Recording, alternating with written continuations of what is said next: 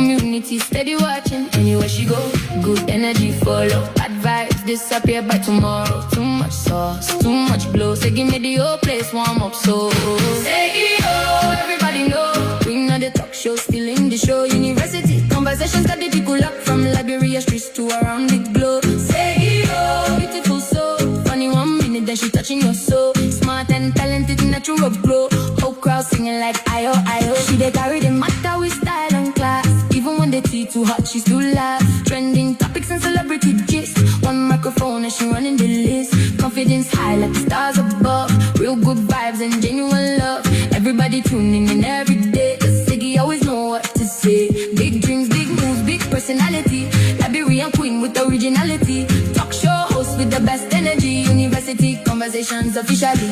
Siggy, oh, everybody know. Queen of the people, owner of the show. Funny and talented, still in the glow. Whole place dancing when she touch the floor. Siggy, oh, star of the town. When she speaks, everybody gather around. From Liberia straight to every coast. University conversations, the one they love most. Siggy, forever trending. University conversations, forever winning. Liberia to the world. Welcome, students. Welcome. Conversations there. Welcome, students. Badadamba. Hey, man. Liberia, stand up. Oh. Yeah, man.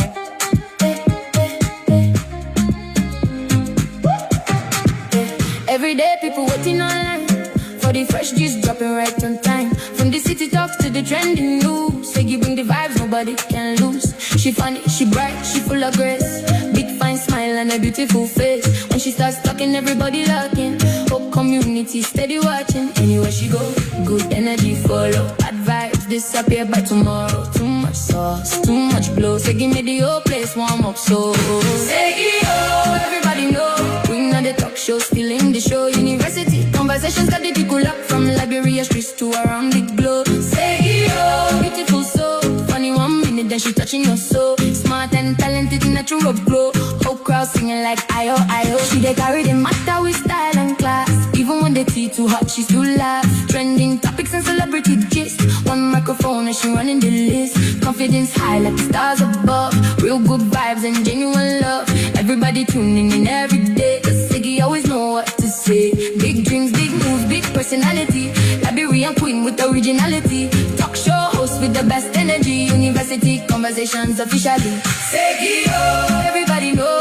Queen of the people, owner of the show. Funny and talented, still in the glow. Whole place dancing when she touch the floor. Siggy, oh, star of the town. When she speaks, everybody gather around. From Liberia straight to every coast. University conversations, the one they love most. Siggy, forever trending. University conversations, forever winning. Liberia to the world.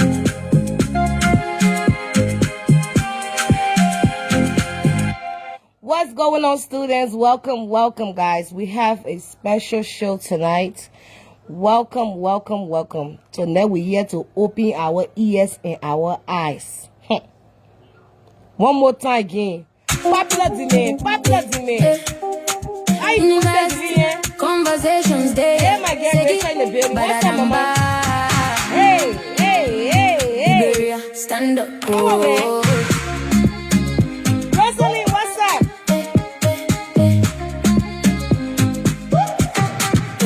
Every day people waiting online for the fresh juice dropping right on time. From the city talks to the trending news. Say you bring the vibes, nobody can lose. She funny, she bright, she full of grace.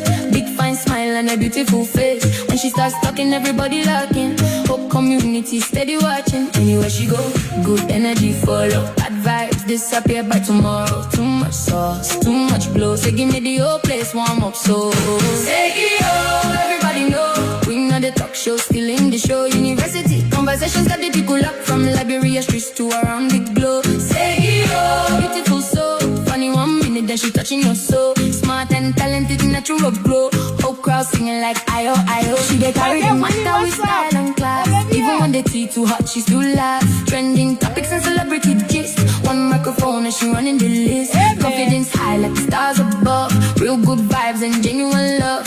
Everybody tuning in every day. Cause Siggy always know what to say. Big dreams, big moves, big personality. Liberian queen with originality. Talk show host with the best energy. University conversations officially. Siggy, oh, everybody know. Queen of the people, owner of the show. Funny and talented, still in the glow. Whole place dancing when she touch the floor. Siggy, oh, star of the town. When she speaks, everybody gather around. From Liberia straight to every coast. University conversation, the one they love most. Siggy, forever trending. University conversations, forever winning. What's going on, my student? Thank you, my girl Winnie, my strong supporter. Thank you. What's up, Mercy? What's up? How you doing, Diamond? How everybody doing? Students, one thing I would say, what I have noticed, Liberian people, oh, my boys in the building. Kevin, what's up, brother? How you doing? My celebrity makeup artist. My brother, we stay here, oh. We going strong, me and you, eh? Yeah. We will survive. We'll make it. Eh? Our money guiding us. They're making a road clear for us. Don't really worry yourself, brother. Yeah. So, students, like I was saying, Liberian people, what I have noticed about them, not all, but some, I don't think they lack respect. They lack disrespect.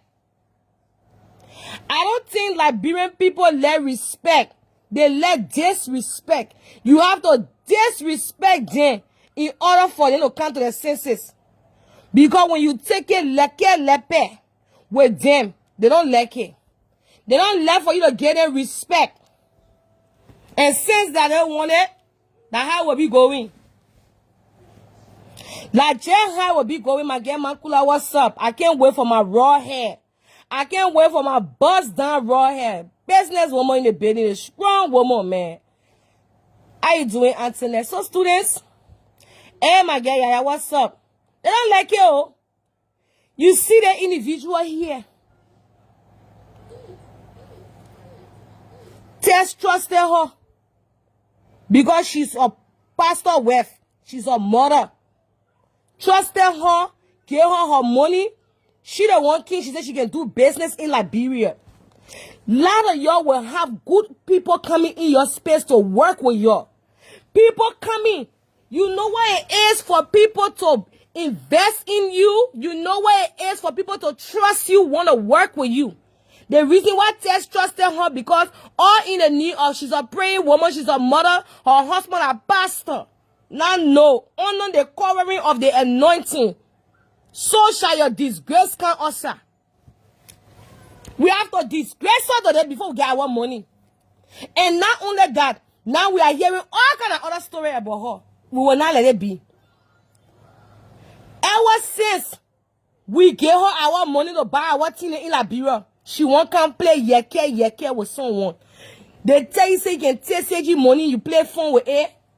They ever tell you say you can take my money and play phone with it? Eh? They tell you say you can take my money and play phone with it? When you taking it, you better know how you bringing it back. They don't like respect. Disrespect. Now no, behold. She and her husband just running a whole scam. They play a sting. They place your sting. You're not even paying. The people rent you $900. You're not paying it. One other man their business with you in America and make you $10,000.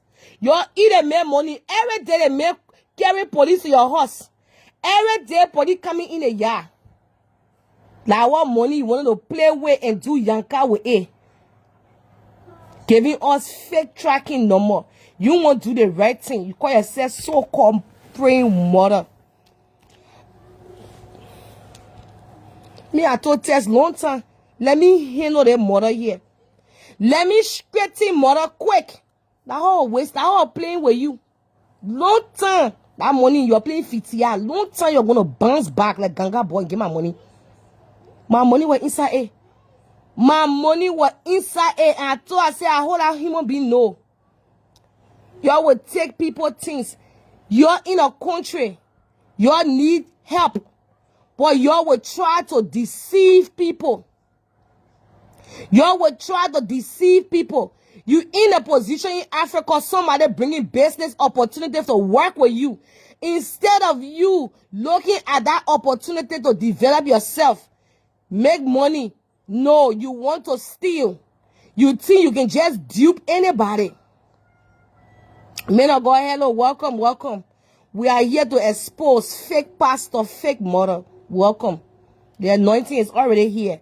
That's why they say you can play with me, you can play with God. And they're not there for role, one there for master. We will sift all the fake human beings. You just think say everybody on the colony of God, they are working with God.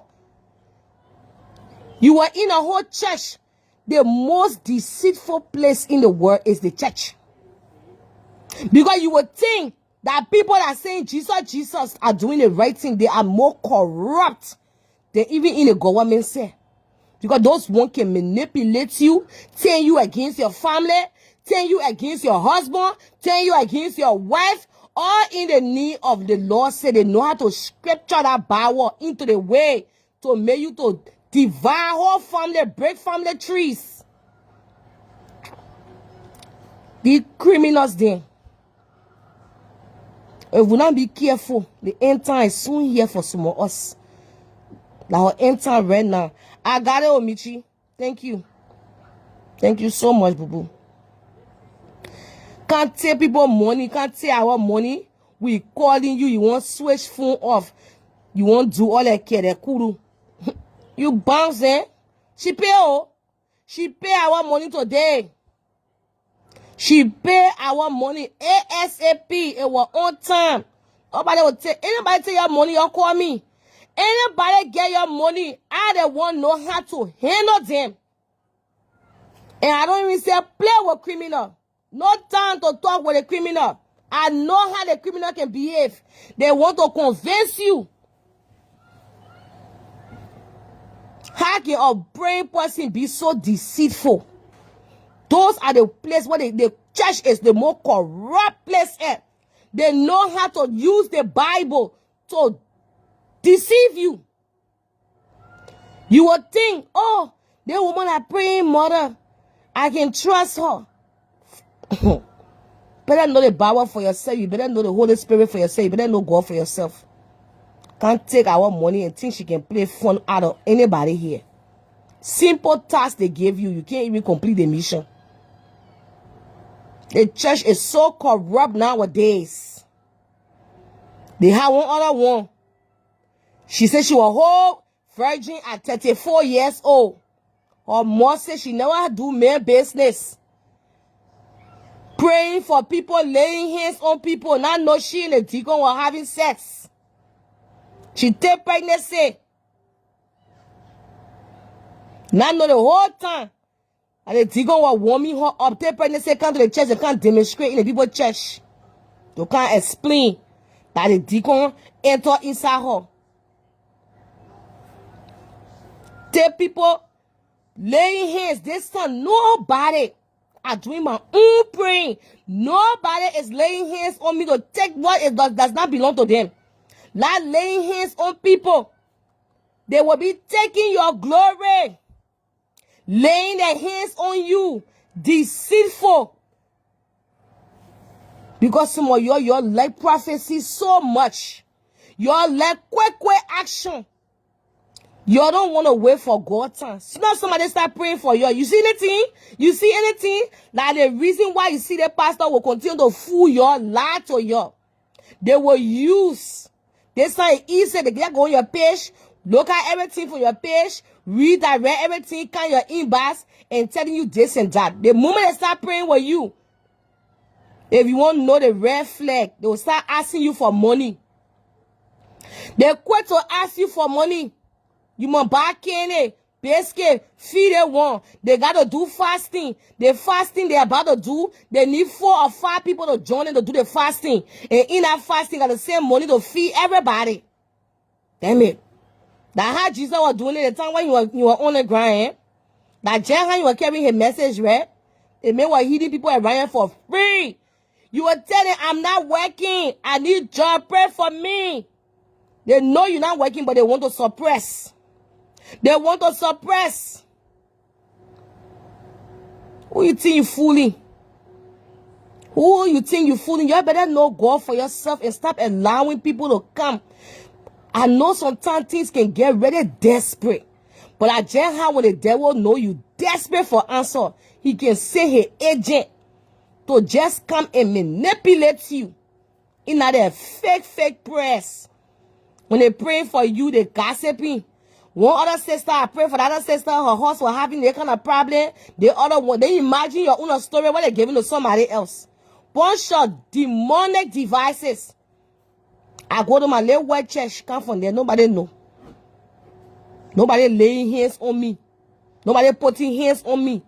Nobody putting a hand on me. Nobody putting no hands on me. You come from the church, they finish wasting holding all on you. Turning your neck all upside down. You pay tithe, you pay offering, you do everything. The day you in a desperate situation, all the men of God will tell you is, God will provide. Pastor driving Google car, nice shoes. Members are struggling. I cannot be in a church that I'm older than the church. I'm sorry. These churches nowadays, their pastor here, he was in a church with the other woman of God. They are so corrupt. They will come in your ministry, steal all your members. Take all your members underneath you. When you see them preaching, they don't want to leave their microphone. Take your members. Those members, they say you should be happy. Me, I love it when people break away from people. Because why? They are not meant to be near you in the first place. God separate them. You need to be happy when people exiting your life. You need to tell God, thank you. Somebody taking your problem and carrying it on the other side. You're not happy? Learn to celebrate rejection, disappointment. Because in that other appointment, something good coming to happen. Sometimes some of your heart to move until confusion can. That time you can move from there. This time now, nothing. Say my mom died. Anything come my way, I accept it. Anything come my way, I can accept it. Bury my mom was the hardest thing. Nothing anymore, say anything. The devil can no say. I come home and get in that kitchen, cook, sleep, and be okay. The agents there are waiting to see you crying. They got a crying agents. They're waiting to hear the report. Keep giving them the report. Keep giving them the report. Oh, I just lost my job. Oh, I just lost my job. Oh, I working again. Oh, my husband and myself. Oh, and I say, all day you're crying. You better stop crying. How can you say you have power in you? You say you are a Christian, but small thing can break you down. Small thing can break you down. That's why you see the fake men of God, the fake mother, I have entered into the matter. Pastor Oyin Rain, he now won't pay. He now won't pay. He and wife, both of them are duping people every single day. I know the anointing. They didn't tell you, say, you can't take CG money and get away with it. You can't take my money. That test playing with you. Long time, mother, I was ready to step inside you. Long time. The next time. And I'm not taking your photo down. I'm not. Because you will want to do another dupe to another person. People need to know you for who you are out here. We need not to take anything down for any criminal, because once we take their picture and down, they are on another assignment to deceive people. Some of us, some of y'all ain't get strong spirit. Your spirit weak. That's why they can just come and penetrate you. For the time test to make sure operating when you are told, I say that woman, yeah, I'm sensing her good, man. I go about her, but since you say you won't work with her, go ahead, my girl sister. But I have the fire here waiting for her. When anything I go rare, I will be rare outside here for her. I'll be rare outside here for you, mother. You owing people. Now your first time duping people. This is not your second time stealing from people. Why? You guys are in Liberia. People in America want to trust you. People want to work with y'all. People want to do businesses with y'all. Why y'all cannot be trusted? You're crying for opportunity. You're crying for God to open ways and avenue for y'all. Just to be greedy, conniving, and wicked. And you say Liberia will be great. We'll get a bunch of criminals there. Bunch of criminal. Bunch of criminal. Your own family will tell you they're building land for you, they steal from you. Why? Your own. We are divided whether we like it or not. They got some good people in Liberia. Oh. Don't get me wrong, they got some good ones there. But the damn wicked one, they just pack more than the good one. Few of them are good and the rest are rotting. You get a job. They will not come on time. They don't respect time. They don't want to work. Can you please just do this half? Eh? Can you please just do this half? Take on more. Yeah, I'm gonna do all this. Can you just do this one? Mm-hmm. Okay. They don't want to. They won't be calling you on Thursday. This is the course today. They want to start calling you on Thursday for mobile money. The people are enjoying while we are working. You see that on the video club. You see that every day they on liquor table enjoying while we are working. Look at the time I'm coming home from work. Look at the time I'm coming home. What time do I have to sit on liquor table? What time do I have to sit down? Be testing 50 people in America. Be testing. All they want to do is be on liability. They don't want to push wheelbarrow. They don't want to do the other one. They don't want to make businesses. They don't want to do nothing.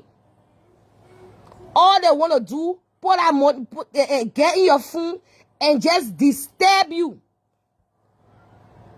They know how we're getting our tax return. They know the other one. They know the other one. They got some people in that country that make people don't even want to work with them. But we are here in America to straighten you up here. We're straightening you. Yes, by their fruit we shall know them. The word of God is not about business. Just to pray for you. You must do that one, you must do that one, you must do that one. You will see somebody sick, they say pray for them, they say bring that one, bring that one. You're more than the medicine men now. The people are behaving like medicine people. You will go to them, oh, my home is shaking. My husband, myself, we in confusion. Okay, call me tomorrow. Then you call them. Okay, I see that one, they may loving to somebody, and they may doing that one, they may do that one. You have to bring $300. And they see the medicine people they requesting. They have become, for prayers, they will charge you. You get your own mouth. They see mouth you can use to curse. Use that same goddamn mouth and pray and fire and fortify your goddamn marriage. You're running all over to the people there for things then. They sell hungry under the anointing. They sell hungry. One other one we are not dismissing. We are not dismissing. We are not responsible to take care of your cell phone bill for press.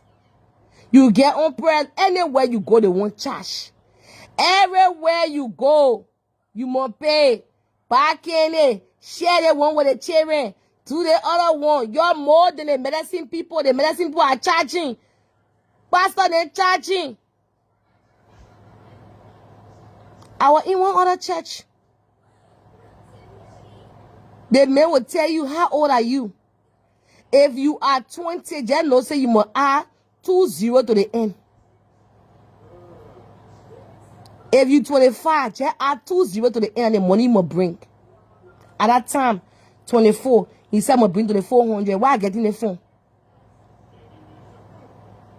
He said he saw accident this and the other one will happen, the other one will happen. I didn't get him the money, but I still didn't have the accident. They will come to America when they will, all the Ghana pastor and Nigerian pastor, and when they know tax return coming, they come in with plenty crusade. They stand the church, get 18, they get a top card, they get a cash app, they get everything available. I say in Maryland, the crusade, they hold the people they can even rent. They hold the people can even rent and not even easy. Nigerian Ghana people, they making money. Hallelujah, Baba, see you. Hallelujah, Baba, see you. They will preach, pray, everything, prophesy. Can I prophesy? Yes, Pastor, prophesy. Prophesy, Pastor. Oh, yeah. You see this woman? This woman is here. I see or I saw is something. That thing. Are you from Liberia? Oh, yeah. I'm from Liberia. Oh, stupid, nobody pay. I see you have. Are you married? No. Hey, they married. They gonna prophesy in my life. Oh. Hey, I see your ring. Your ring is on your head. But I saw a woman from Liberia that has been calling you, saying that you would not get married. Did you bring your seed? Yes, my seed is in my bag. Let me go get it.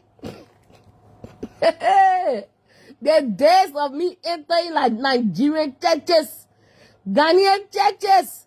Ah, Jesus Christ. The Ghana people said not doing the thing. I said one time the Ghana men came into one church. Hey. Hey. That small professor. The professor I said, are you giving them money? He said, that guy is fake. I said, if a Ghana man telling me say Ghana brother is fake, then who am I to go against him? It makes him want to bring 3,005. I see that your daughter, she's going to be the next president.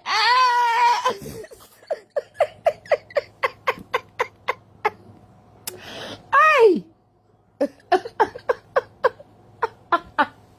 See everybody in the church. Oh, hey, man. Now the co-host, they say she will be the president. I'm not the president of Ghana. I'm not the president of Liberia. I don't know the president of America. They say the co-host.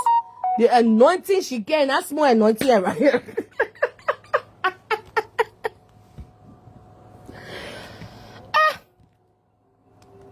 Jack coming to play fun out of people. Playing fun out of people. You think we have to come waste time with you, mother?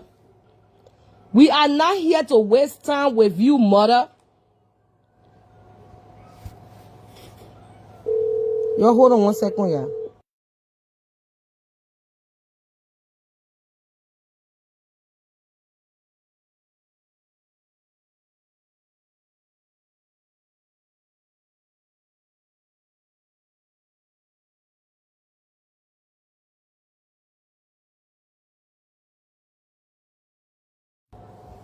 You must not pray and no God for yourself. Now, my Liberian people, last night I came to you guys. Before we go to the next story, I came to you guys to talk about what took place in Liberia. But before we go there, we got to play this song again. This song too hot, man. University conversations there. Segi, badadamba. Liberia, stand up. Oh.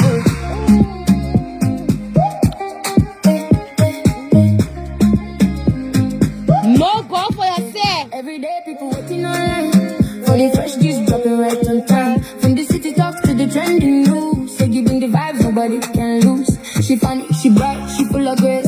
Big fine smile and a beautiful face. When she starts talking, everybody laughing. Whole community steady watching. Anywhere she go, good energy follow. Bad vibes disappear by tomorrow. Too much sauce, too much blow. Say give me the whole place warm up so. Say everybody know. We know the talk show, still in the show. University conversations got the people up from Liberia streets to around the globe. Say beautiful soul. Funny 1 minute that she touching your soul. Smart and talented natural glow. Whole crowd singing like I-O, I-O. She get carried in matter with style and class. Even when the key too hot, she's too loud. Trending topics and celebrity gist. One that she running the list. Confidence high like the stars above. Real good vibes and genuine love. Everybody tuning in every day. Cause Siggy always know what to say. Big dreams, big moves, big personality. Liberian queen with originality. Talk show host with the best energy. University conversations officially. Siggy, oh, everybody know. Queen of the people, owner of the show. Funny and talented, still in the glow. Whole place dancing when she touch the floor. Siggy, oh, star of the town. When she speaks, everybody gather around. From Liberia straight to every coast. University conversations, the one they love most. Siggy, forever trending. University conversations. Welcome, guys. Welcome back. Welcome. Thank you for playing it. You're playing your card today, yeah, man. It's working, mama. They're from Liberia. One can't dupe the teacher, but they smell the scent and they pay the money. Welcome, guys. We are back. One thing I would tell people, I've been in so many churches. You know, we as Africans, we like to see numbers and we go with the crowd. Oh, the church can be packed, the thing is there, but the anointing is not there. Me and y'all are so carried away with numbers. Oh, they play a pack, everybody inside. You see, pack baby shower. 3, 4, 5 gifts. They all coming to eat and drink. But you will have 20 people coming to baby shower. The gift will be enough. Me, I don't get carried away by numbers. So. Because you can have 1 or 2 destiny helper. You just need one that can open the door for you. You get your phone. You get your contact. Nobody inside that can come to your rescue. You get plenty cry. And nobody can help you. But in the school, the cry is not here. But the destiny helpers are here. We can suffer. We cannot suffer in here. We can cry for nothing.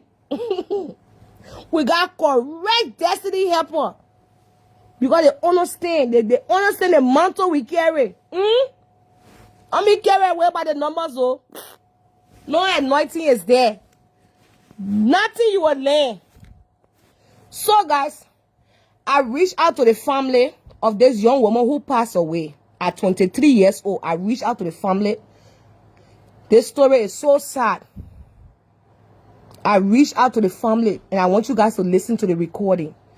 I talked to them, and I told them that I will do my best to ask for donation for them, to help with the funeral, to bury the young lady. I just pinned the cash app.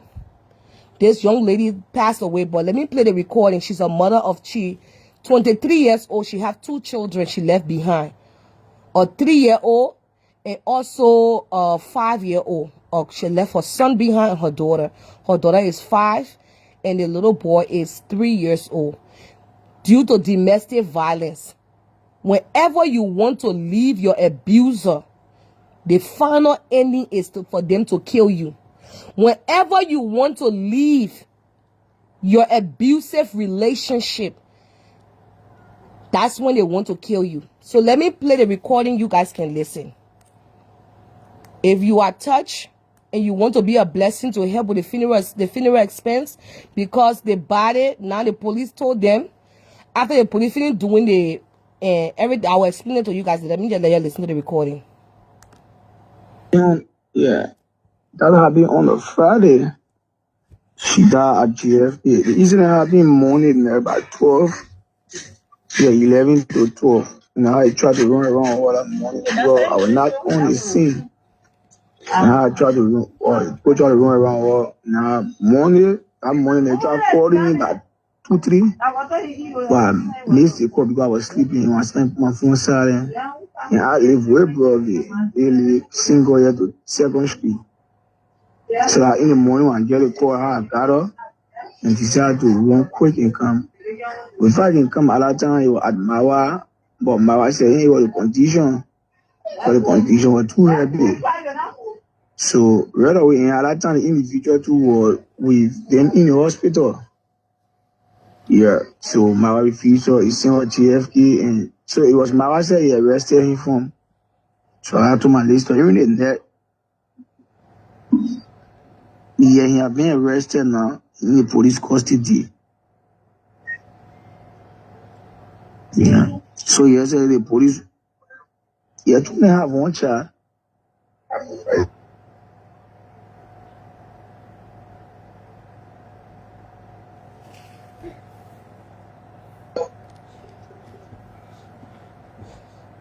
No, no. According to man, it's not a first time. But for each time when you do it, when you try to call police, he will run away and go. So for the past time, you are not supporting the child. Get my really angry. Call my little sister attention because she was my little sister, which is my mother lab. She said, oh, yeah, calling Lauren, you know your phone. She said, Lauren is not supporting the labor anymore. So, again, be struggling with the child. They will say, I'm a single mother, why if father still live? So, for that reason, let Lauren go by a business, the thing, or they need their support and put on my child. So, I want to call my sister, or my sister, but then since they're looking, I will take the child. So, if I anything, let Lauren know that since you don't support the child for us. So luckily that day she went to my small sister place. Because usually we can always spend it down to my small sister area or to a shop there or your boyfriend get a shop like he's selling through my other things. So it's where the lady always spend the whole day with brother-in-law come back home. But she was not in it. So on her way coming back home, when she got on single around the city hall, no one know when he came, according to the story, and about not only thing, he said, how you jump on what would be. They married at first. I was not when they are see the end. They say, you want me. So what beating on her was her. Now go here on our city hall. Now go here on the city hall. So it was her when she went on conscious and started dragging her. When people came around, they said, but who is the president? You know the president. I ain't go and call here. I keep here door. So in the same president now in Kingdom can call. They get more. Say, oh, I seen your daughter lying and they are passing, but nothing happening to her. So I went for my eldest sister and I will get a child. She made that easy, but instead of looking at it, you will be responsible to carry the girl to the hospital on the she can too. So it was her you were then and there carrying the girl from one angle to another. Now how he carrying to our said the condition was too happy for the thing. He travel and retention say no. He said big guy, they say no. He was high single GFK on Tuesday. When she went at GFK, she went unconscious. When he did the check, another thing, people say the next spring, the blood running in the head. So before we generate the money, drink the first blood from the brain. So I went back with force again. She be on oxygen from Tuesday all the way to Friday when she passed out.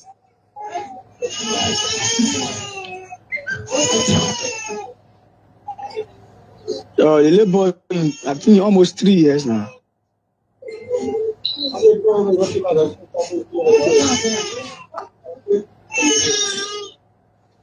Yeah, the police just finished with the check-up yesterday, and today we're carrying the death certificate at JFK.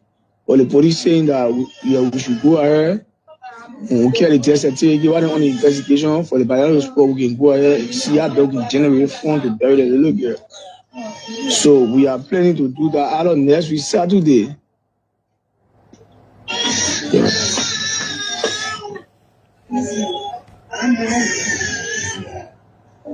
Yes, so he wasn't helping the girl. They have a son together. She have a daughter, but they did have a son together. He wasn't helping the girl take care of the son. He wasn't helping at all. So she decided to leave the relationship because now his first time putting his hands on her, now his second time putting his hands on her. He had the habit of always beating on her. So she decided to just stay away from him. She went to go visit her sister and her brother-in-law. While coming from the place, that how he attacked her While beating her, he knocked her head on the ground. That's how he break her neck. But when people were coming on the scene, then he had to say that Keke knocked the girl. That's how they rushed her to the hospital. The first hospital said the thing they ain't able to take it. The thing too big for them. That's how they carry her to JFK. They had to drain the first blood. By that time, we're already too late because the blood had already rushed into her brain. And she passed away, leaving her 2 children behind. They arrested him. He in police custody right now.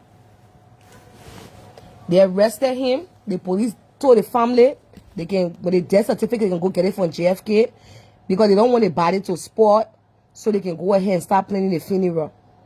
That what this young 23-year-old vibrant young mother had to pass through, trying to live in an abusive relationship. She decided, she finally got the courage to say, I'm not going to bother this man anymore, this guy. I'm not going to bother him. And because she didn't want him anymore, anytime you want to escape from an abusive relationship, they lose their power. And to gain their power, the last thing they will try to do in every incident that we have ever seen is to kill you. Yes, so it's so sad, though. You are so right, James. So sad for any woman to go through this. A young girl leaving her 3-year-old son behind, her 5-year-old daughter. Me and I were crying for my mom every day. Imagine so much children when I even get no. You just take their man's life so short. They don't even have that label, will not even have memories of his mom. How wicked can you be? I don't know in Liberia where they don't have the execution star. That when you take anybody's life, so shall your life go to. I don't know why they don't have that other one there. That electrical chair. So, TB that there over there. Trying to leave this toxic relationship. He end up taking this young lady life. The family already, you know, when you come from a poor background, trying to make it, trying to survive, you cut this girl's life so short. They are so violent, war children. The war has damaged them that they want to damage other people. So I reached out to the family. I spoke with them and I told them, I said, well, I will see what we can do in America. I will ask the Liberian people in America to see if anything they can assist with to help you guys with the funeral expense. Because this is so tragic. This is so sad. This can be your daughter. She's a young girl. I have a 22-year-old child. She's just 1 year older than my daughter. 1 year. She's just 1 year older than my child. To see a young girl like this, what got her children, what have plans to see her children graduate, see them in their best potential. Now you take away their mom. You take them away from their mom. Domestic violence is real. And people are taking it to be a joke. People are playing every day with their life. It is not a joke. The signs are there. You got your children to think about. Once that person lay their hands on you the first time, they will come back. I'm sorry. I didn't mean it. I will not do it again. And always abusers, the first thing they do is to isolate you from your friends and family and loved ones. They manipulate you, get in your head. Control. It's all about control. To see that young girl, 23 years old, lose her life. It's so sad. It is so sad. People are dying every day from domestic violence. So I'm pleading with the Liberian community. I'm pleading with you guys, students. Anything that you guys can send to the Cash App that we can be able to send to them, so at least they can bury her. The mom is grieving. Her mom is grieving, losing her daughter. On top of it, she got to come now, taking care of her grandchildren. This is too painful. You take that woman's daughter's life away. They need to be beating him in a jailhouse. Every day we see it with domestic violence. Every day we are seeing it with domestic violence. People dying every day. Please, if you ever encounter anything where you are dating anyone, the boy that hit on you, get out. Don't think that it will stop. They will not stop. They will not stop.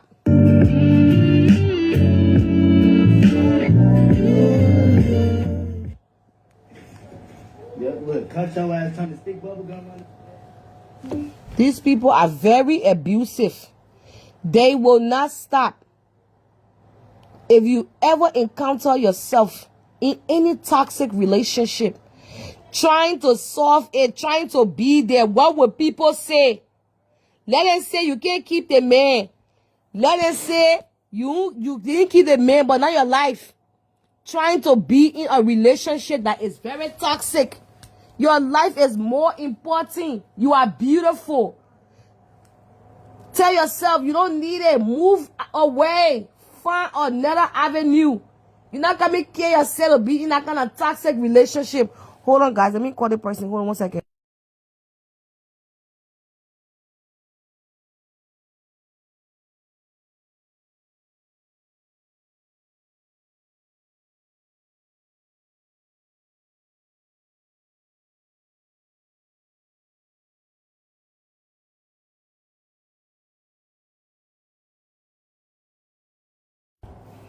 Yeah, sorry. It's not worth it.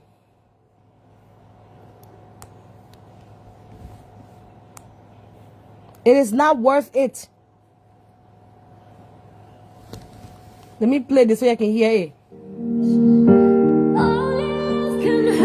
Was set on fire by my husband. Alright, peace.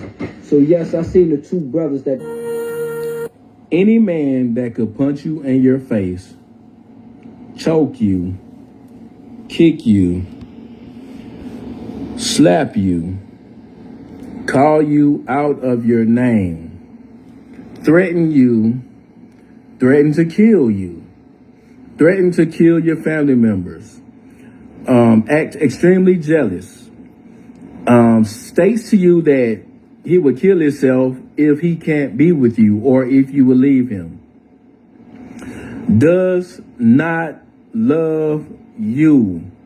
He is not capable of loving you because he does not love himself.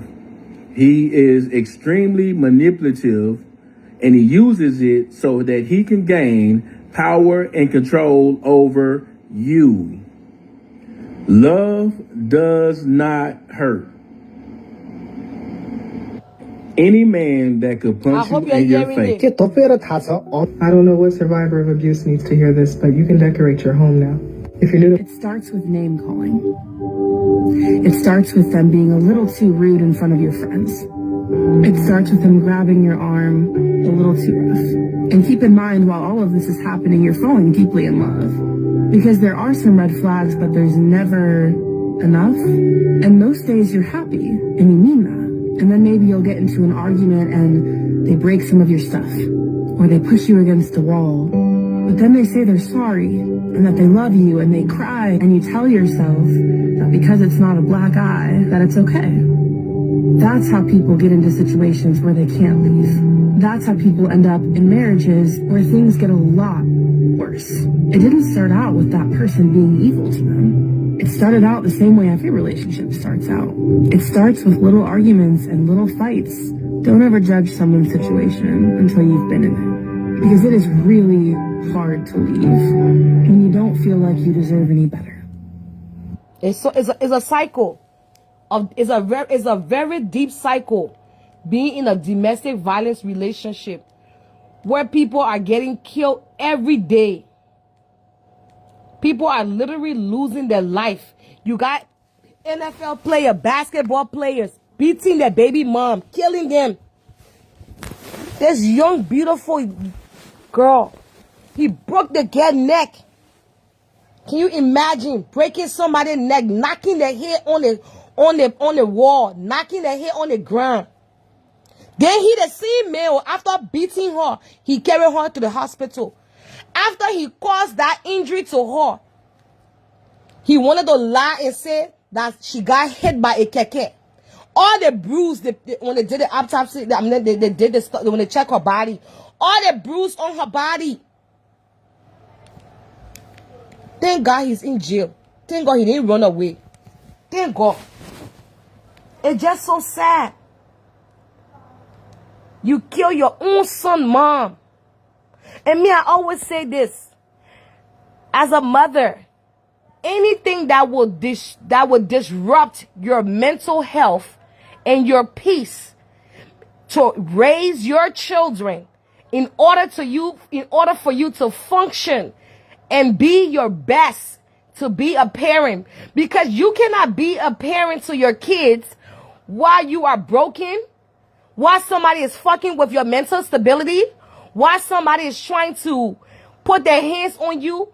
You cannot be broken and trying to pour love into your children. You cannot be broken and try to raise your children. That aggression is going to come out of you.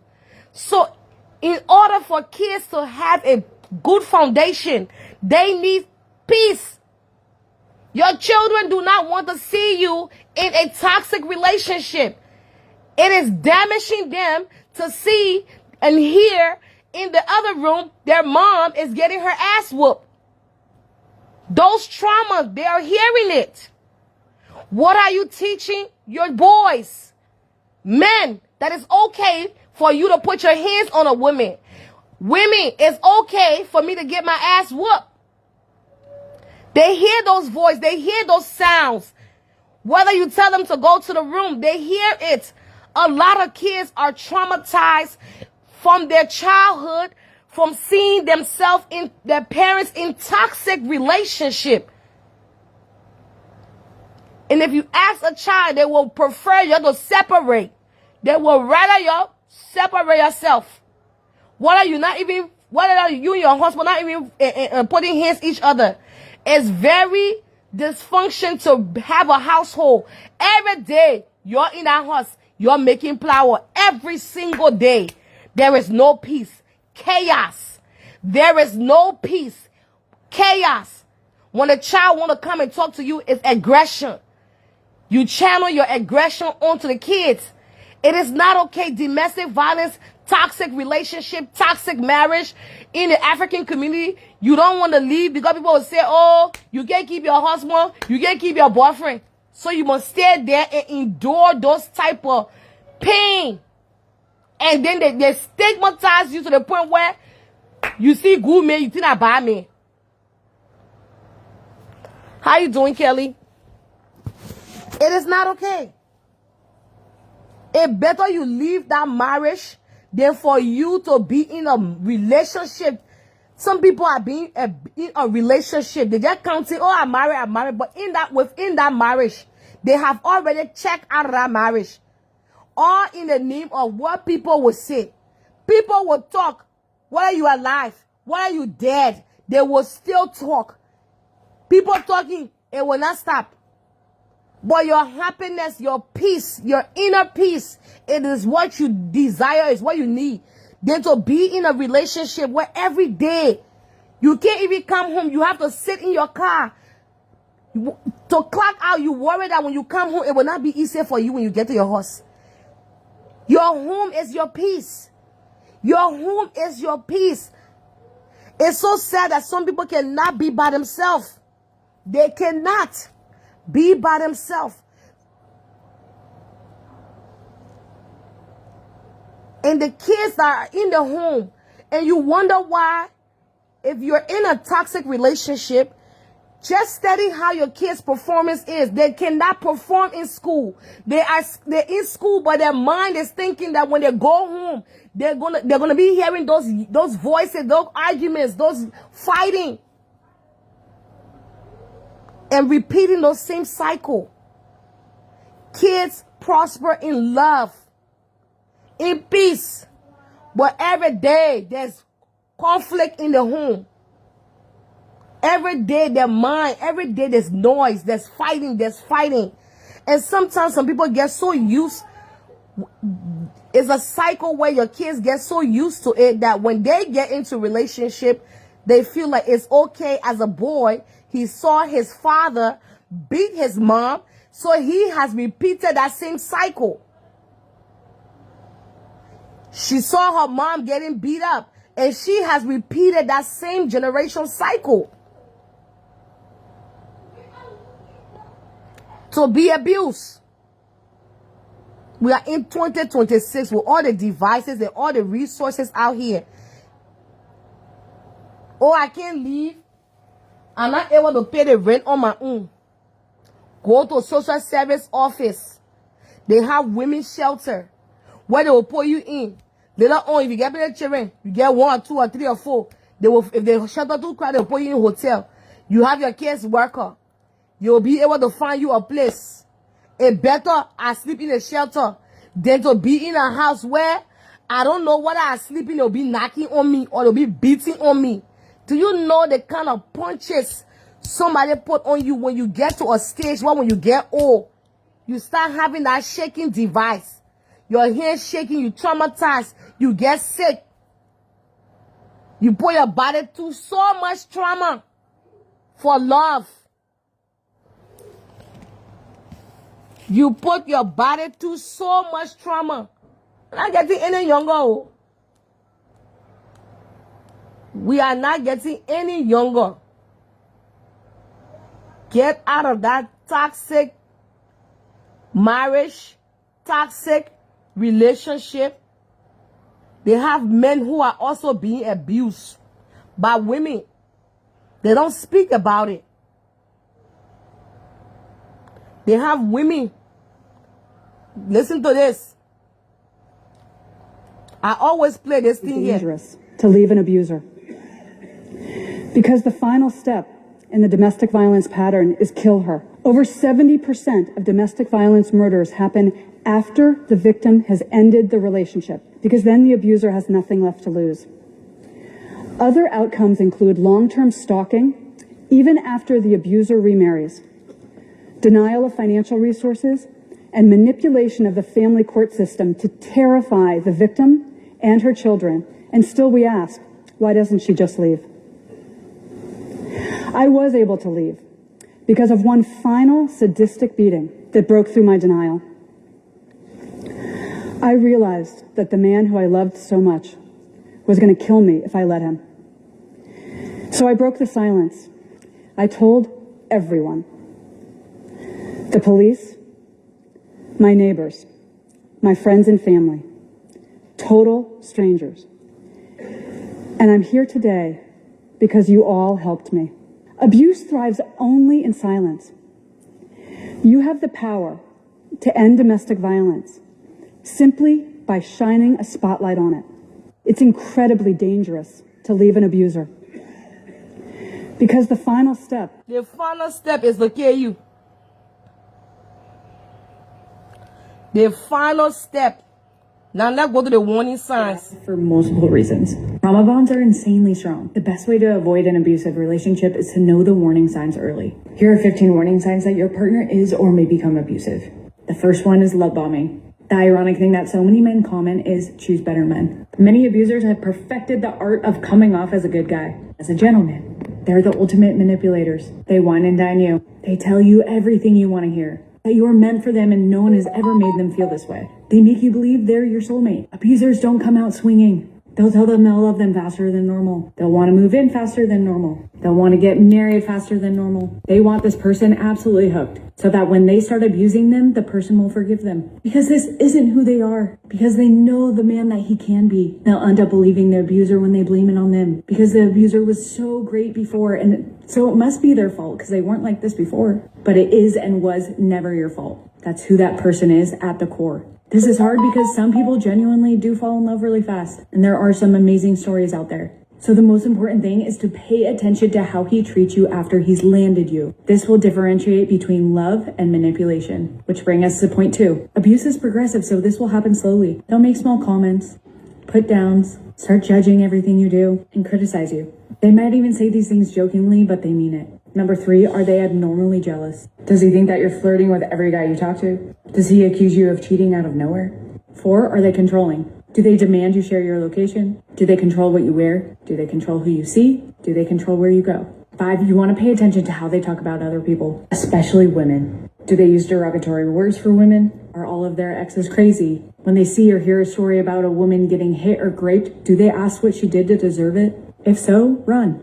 6, pay attention to how he talks about you in front of other people. Does he put you down jokingly? Or does he tell people things that you asked him not to share? 7, does he support your accomplishments? Does he celebrate them or does he belittle them? It sounds trivial, but it's important. 8, do they respect your no or do they guilt you into things you don't want to do? This counts in the bedroom as well. 9, are they quick to anger? Do they pick random fights and blame them on you? Tell you that you just drive them crazy? 10, do they use intimidation? Do they throw, punch, or destroy things when they're mad? Do they drive recklessly during a fight to scare you? Do they block doors or exits to prevent you from leaving? Remember, they will hit things around you before they hit you.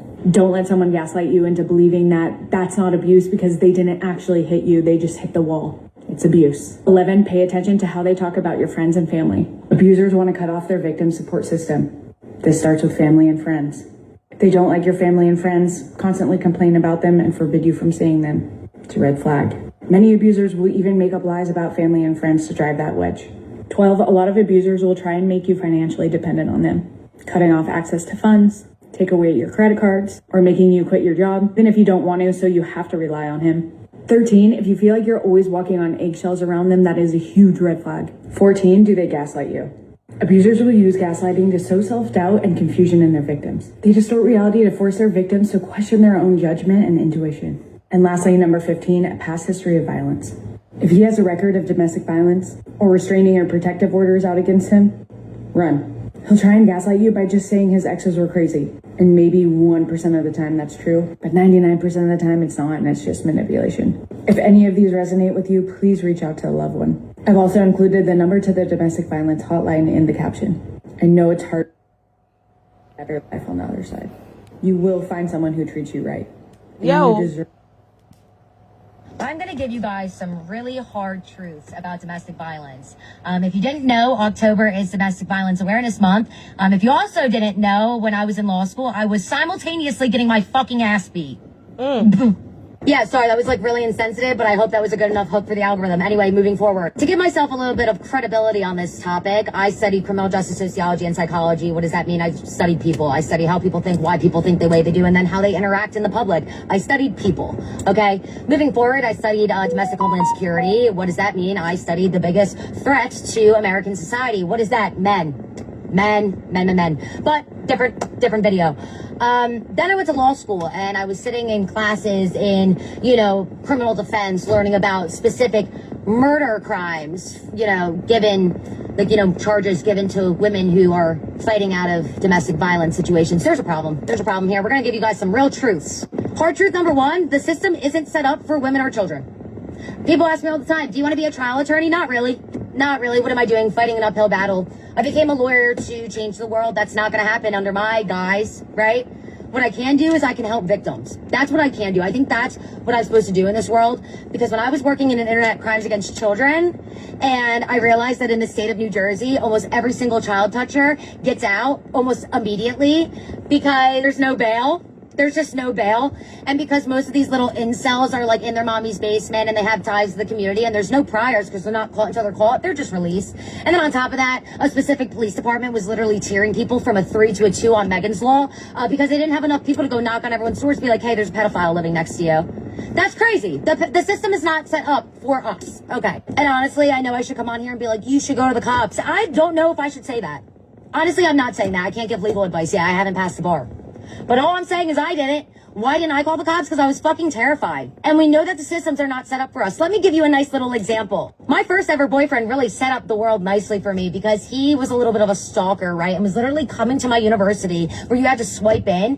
They had a picture of him in the little swipe thing. Like after hours, you had to swipe a little card. And he would dress up like a pizza delivery driver and come through to try to find me. That's crazy, right? He posted my underage nudes on Twitter. Okay, so I go to the cops eventually and I'm like, hey, like this kid like won't leave me alone. And I still cared about the kid. Like I didn't want him to go to jail. I mean, we're 19 for Christ's sake. I just wanted him to like, I don't know, go get fucking help. I was told I really didn't need a lawyer. They were like, oh yeah, you don't really need a lawyer. Well, he lawyered up. I went and got embarrassed and I'll never forget this. The judge literally looked at me. I'll find it on record. It's on record. And he said something along the lines of, you know, in cases of harassment, it has to be ordered, like, in fear and intimidation. But here, like, this is his first love. Like, he just loves her too much. Are we on fucking crack? Okay, next hard truth. There's no ending domestic violence. In fact, it's just getting a lot worse. I'm about to write a book about the rise of domestic violence in Gen Z relationships related to the change of gender norms and the fact that women don't need men anymore, right? And that's a really, really hard thing for the male ego. And like biologically, right? Like we have this system set up for years and years and years and generations, and it's changed. And, you know, we can blame the higher ups for that, for creating a society where, you know, everyone needs to be working or, you know, everyone's just struggling. But regardless, that's what's happening. And, you know, you filter that in with, you know, the red pill content happening with these kids. I mean, they're not even teaching kids government in schools. So this is a clusterfuck. Okay, back to my point. I literally had to rewatch my video to see where I was at because my fucking brain. Gonna be honest with you guys, it's not going anywhere because no one's being held accountable. No one's being held accountable. The systems are not punishing those who deserve it. And, you know, people are still friends with people who abuse women and children because, I mean, I've never seen it or they wouldn't do that. Or, I mean, they've never done anything to me. They're just a bad boyfriend. You know, they're a good friend. They're a bad boyfriend. What the fuck, guys? Like, genuinely. And I think, you know, it really comes down to this, like that woman professor literally chasing that racist out of their class and everybody running after them. That's how we need to be acting with fucking women and child abusers. Embarrass them. The systems are not set up to protect you. Let's be so for real. So embarrass them. It's that concept of like adult bullying, right? It's that isolation. It's that, ew, you're weird. It's that I would never be seen with them in public. Isolate those motherfuckers. Most of the time, people who are abusers are narcissists, right? They need attention. Stop giving it to them. Stop giving it to them. Everybody. But because you feed into it, right? Because you decide to ignore it, you help them abuse people. That's another hard truth. Going off of that. Yo. They are so evil. Take the young girl life away. Break her neck. 23 years old. Take her away from her children. The children now are motherless. Damn. And I don't even know the Liberian system. I don't even trust the Liberian system anymore. I don't even trust them. For them to do the right thing. To come hard on these people that are abusing people in Liberia. The girl decided to leave this relationship. She decided she don't want a man anymore. She will mind her son on her own. She will take care of her child. Whether you get money, he get money. You take her life away from her. You make her to become, you make her children to become motherless. Not to have a mother. You know what it is not to have a mom? Damn. I spoke with an uncle. The mom is in pain right now. You know what it is to bury your child? For you to know your child's life was the way how she died in pain. blood, the trauma that ran through her brain. They went to 2 different hospitals before they went to JFK. Other hospital, they refusing them. I understand what the government doing. How can a hospital refuse you? Dang. You should be thankful that you're in America. We should be very thankful. Can you imagine going to a hospital? They say they want too big for us. Because her neck was, he broke her neck. He broke her neck. And the hospital said they want too big. So that which one of the things I can be doing in the hospital in Liberia now? If that one too big, then what you're doing over there? They say that one too big. They can't take her in. She have to go somewhere else. She have to go to JFK. Imagine the time frame of somebody being rushed to the hospital with a neck being broken and the hospital refusing to take you in. The money that the government should be pouring into hospitals, pouring into the medical system, pouring into the youth to go to school, to educate them, to make them travel abroad. But they will enrich themselves, enrich their children, and then the country is not developing. For this girl, her life could have been saved. Her life could have been saved. But you guys get in power, you guys get in position, and you guys promise these people that you guys are going to give them a better life. You guys said the other government was corrupt. The other government was corrupt. The other government, it's all about pointing fingers. When will we develop the medical system? You got nurses that are not making money. And government officials are making way more money than anything. You got drivers that drive government official making $500 a month. And you got teachers making $15 to $20 and $50 a month. And you wonder why people can't read and write in Liberia.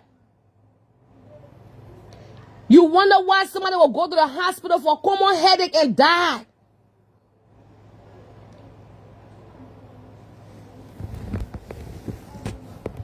Then when time comes for us, for you to ask for vote, you want to bring your campaign asses around here.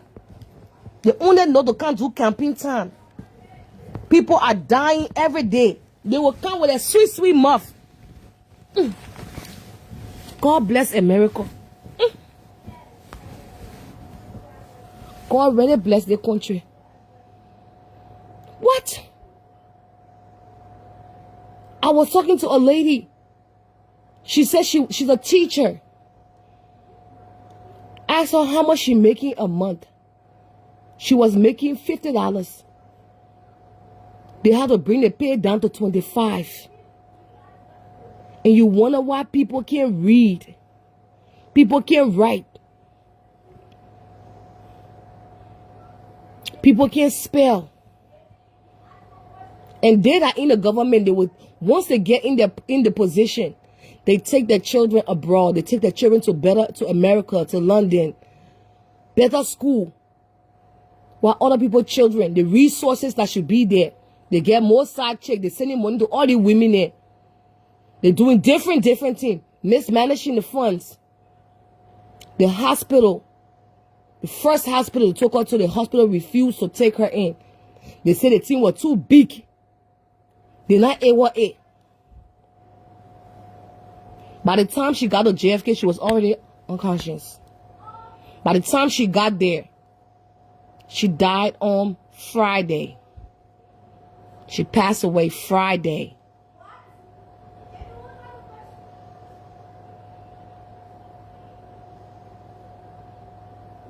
Y'all keep saying you guys have Liberia, you're facing the role. But what about the hospital? What about the hospital? See some of the bed that people will go lay down on in the hospital. Nothing being sanitized. Things just dirty.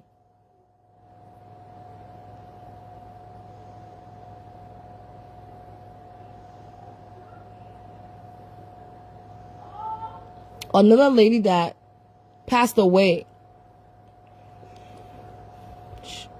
Me and her were pregnant at the same time. She gave birth to her children on Christmas Day. I need to even call her sister to see how the children doing. You guys was a blessing to help those children. She gave birth to twins, a girl, 2 sets, a girl and a boy. After giving birth, she wasn't feeling good. On New Year Day, she passed away 1 week later. How they did the surgery to take the babies out. She died, leaving her young baby behind. We were able to help her by the grace of God until the children turned 1 year old. The children wasn't even eating because there was no food. The sister had reached out to me. That thing broke me. I just gave birth to my son. And I asked her, what are you guys giving the baby? She said, we're giving them some kind of water to drink. I was like, what? See them looking so, oh my God. I was like, what? They only had 2 outfits. But I thank God for this platform. And I thank God for those who were able to give. In less than 1 month, when I saw that picture, I was so impressed. See them bouncing back, drinking milk, having diapers, having wipes, having clothes. It is a blessing. I felt so good when her sister called me. She said, yeah, your children ain't here. Oh. I said they gained so much weight. I used to, with the money you guys would give me, I contacted another girl to promote her business. I would tell them to go to the gas shop, get the milk, get diaper, and then they got one I forgot the name, how they call it in Liberia, like the Duga Flare, but you can buy it in Banjo. I forgot how they can call it. Say you get different clothes inside. You buy it for 100, you buy it for 150. They were able to eat. There was another situation with a guy who called me 2 years ago, and he asked me his wife had died. His girlfriend had died and left the baby behind. Me and him, up to this, we still have that relationship. And I was able to post and get help for the little girl. Somebody in America who was seeking to have a child but could not, whatever. And they were able to adopt that child. And because of that relationship, me and the father, all the time, he's a very grateful man. Very, very grateful. So helpful. While trying to, in a time, he had a sister that the child was staying with because they were in America. So we were, the woman was planning to do the process of the adoption, go through the legal process. She wanted to do it the right way. But then the woman called me one day, the woman said, oh, CG, when I called, because, she bonded with the child right away. The lady was only 5 months old. So she will send money to the sister to buy food and things. Then what she wanted the lady to eat, clean one weed, this and that. When she called the girl will have attitude. So she called me, she said, you know what, I just want a child to go to my own family people play because it seems like their sister, she just acting like I'm bothering her. And I said to myself, what? Somebody in America helping you. This person coming to come take their child, adopt their child, bring their child to America, get their child a better future. I called her sister, I said, but what's going on? Y'all were crying saying y'all need help, or you just want for people to be giving you money in our country and you're just withdrawing. Can you imagine this woman loved this child, the things the woman was buying for the child said? Her mom and her were planning on going to Liberia in August. I called the man. Thank God for that man. He's so respectful, so wifeful. He said, Seji, I will handle it. I said, before the woman change her mind, the way the individual behaving. And I had a man say, when you're ready, when the woman won't come to the child, for the family people won't come to the child, you can't get it again. The woman will send her money. Tell her, oh, I want my daughter to eat mashed potato, cut it up, small potato, do they want. Now I ain't get one eat. I get this on the D, body they want, thing they want. Like, are you serious? The woman was saying $300. She paying you to be the nurse to help the lady. On top of it, that your job to just take care of the lady. I don't understand some Liberian people. I don't understand them. I don't understand at all. Somebody want to be a blessing. They woman don't have kids. This woman bringing a child to America to get a child a better future. How you doing, Eve? Contacted me and she saw the story on my page, and I was able to connect her with the family. I couldn't get over it. I told him, I said, my brother, when I want to pull her hand from inside the leg, I don't know who else I can find for you. But he was so good. Me and him talk, and everything went well. The woman got her daughter today. I think the lady should be about 4 or 5 years old now. Say the things that we were buying, I was like, wow, God, thank you for the platform. The lady man died, but look, somebody else not tell the lady. Somebody else not tell the lady. But she was trying to, I know she was trying to, what she was trying to do. I don't understand her attitude with the woman giving her instruction. When she go to the market, the woman say, oh no, I don't want my daughter to eat it one. It was a problem for her. I don't want my daughter to eat it one. It was a problem for her. So the woman called me. Say, but why is it the woman having problem with me? I said, don't mind it.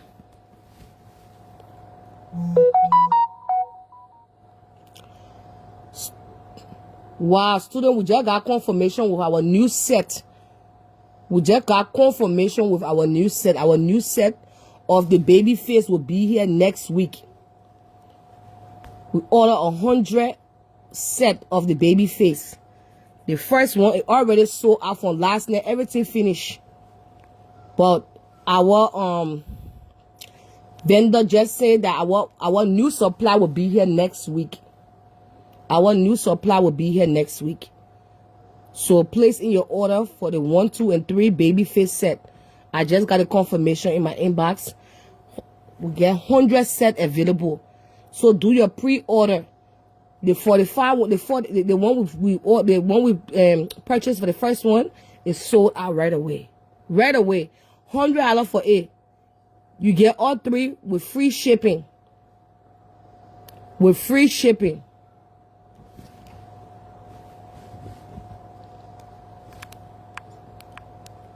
I don't understand. So guys, any little help that you guys can give, like I talked to the uncle, they trying to do the process of do the funeral now for the lady. Yeah? The money not there. And I told him, I said, well, I can't promise to say what kind of figure we'll raise, but anything that Grandpa gave me with that $10 or that $5 or anything you guys can give, it will be a blessing, it will be a help. You guys don't know the kind of help that you guys have given people in Liberia through this platform. When I'm on the ugly side of them, some people really need help. Some people have really benefited from the platform. They have really gotten help from this platform. Real help through you guys. You all have been such a huge blessing.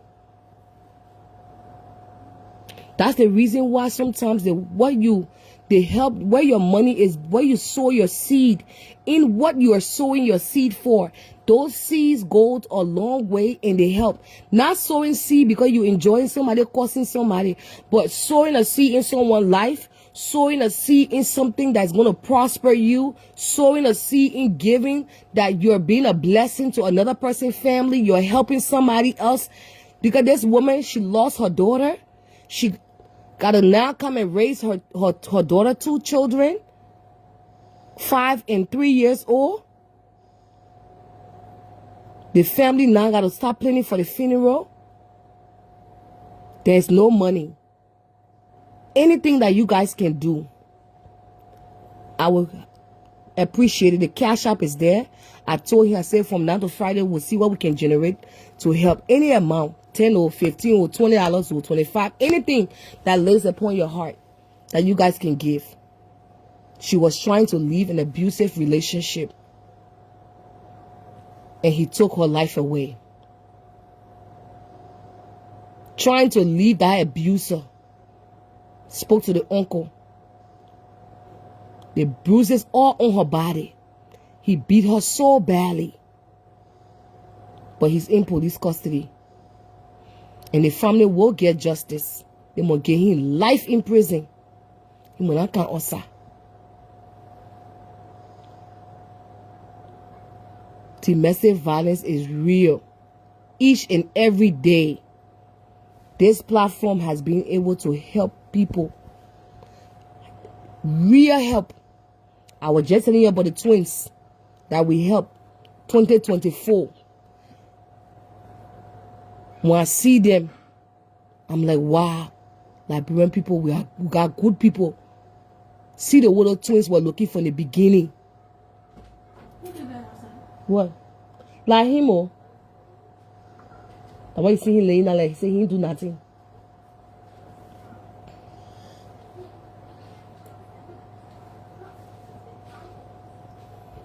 Yeah, I pinned my cash app. I did pin it. I pin it.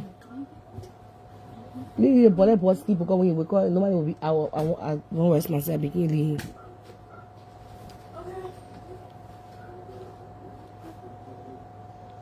Mom, did my hair cut? I don't know. I'm on my live video. Oh. Okay, well, Mom, Some people need help. Some people live in condition. Before, let me just say, before I had my son, I was working to this job. And one day I said to myself, I said, you know what? I would want to be a blessing to another person or young person and be a blessing to a young person. So I contacted my auntie.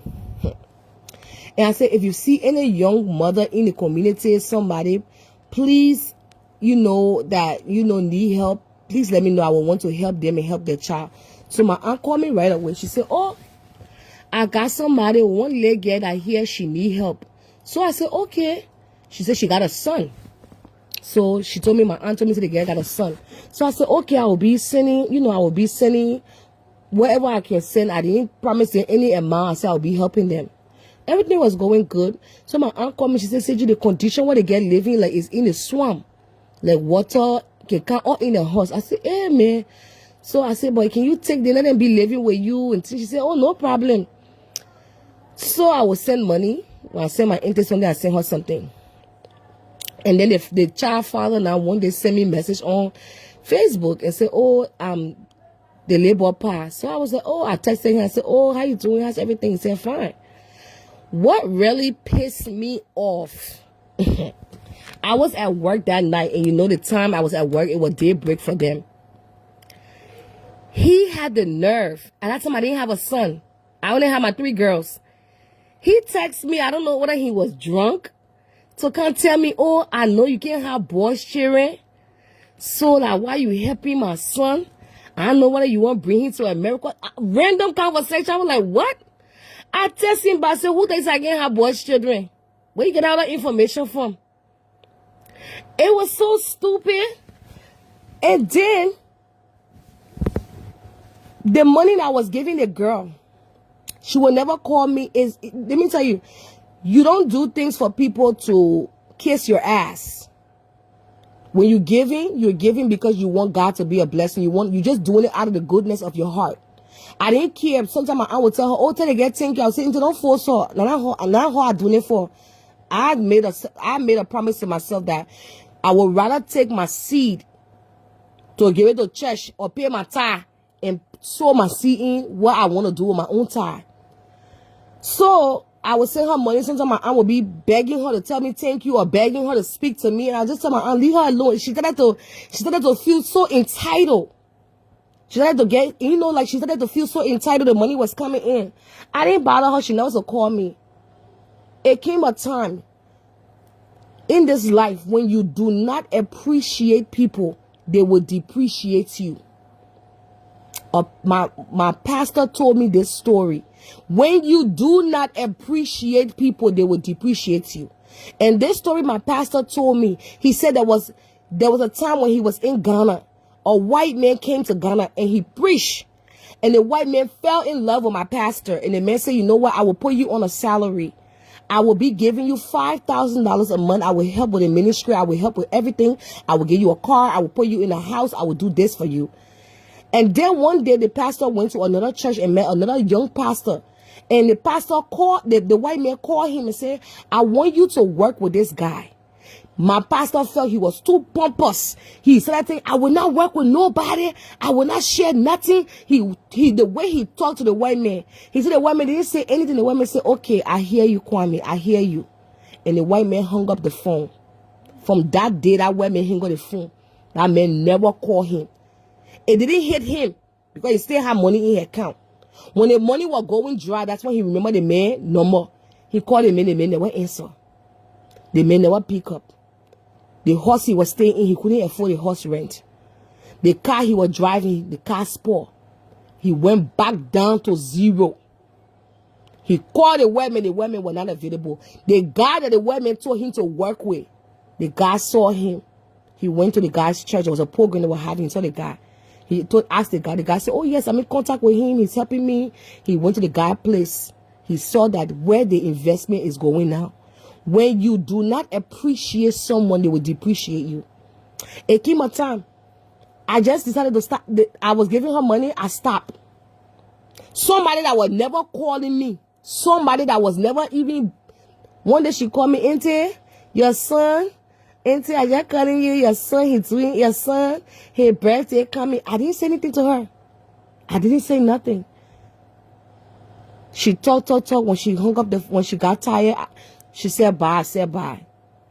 My aunt asked me, oh, what happened? I won't send money for the labor. I said, not right now. I got other things to take care of. And just like that,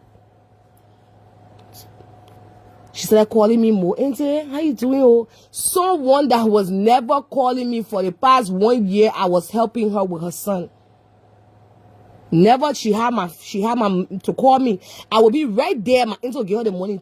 And I will hear them. You know how they can't put their phone on mute. I know they know it, but they mute.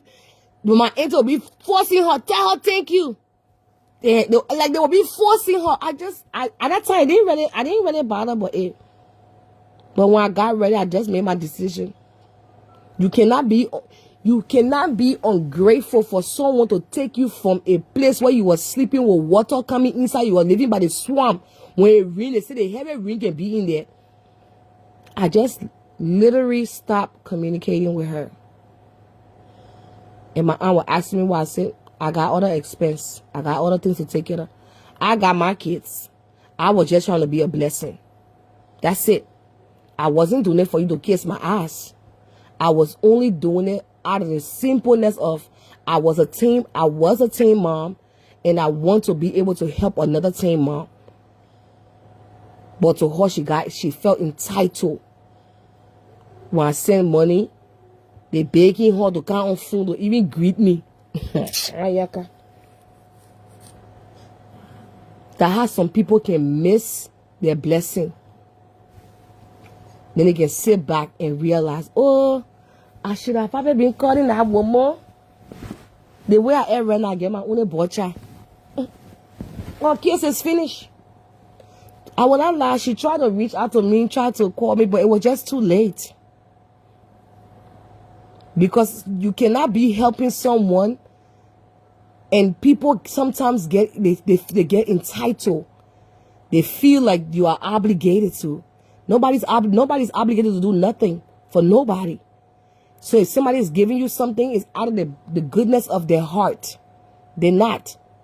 I said for 1 whole year when I was working on that job, and I had prayed to God. I said, God, if the reason why I even started to do it was because I made a covenant with God. I prayed. I said, God, if you give me this job and you're able to stand me on my feet, I will want to be a blessing. I made a covenant. So when I got the job, I had to do my part with God. So I was like, you know what? I called my aunt right away. I said, find somebody that I can be a blessing to and help. She just thinking because I'm doing it now, dashing her money now, that, oh yeah. And because I told her, I said, oh, me, I get a boy child. So they boy with my son. Oh yeah. Then she went to go tell her baby pa. Then he can send me message. Or they say you can't born bocha. Come and see. Come see my boy. Boy.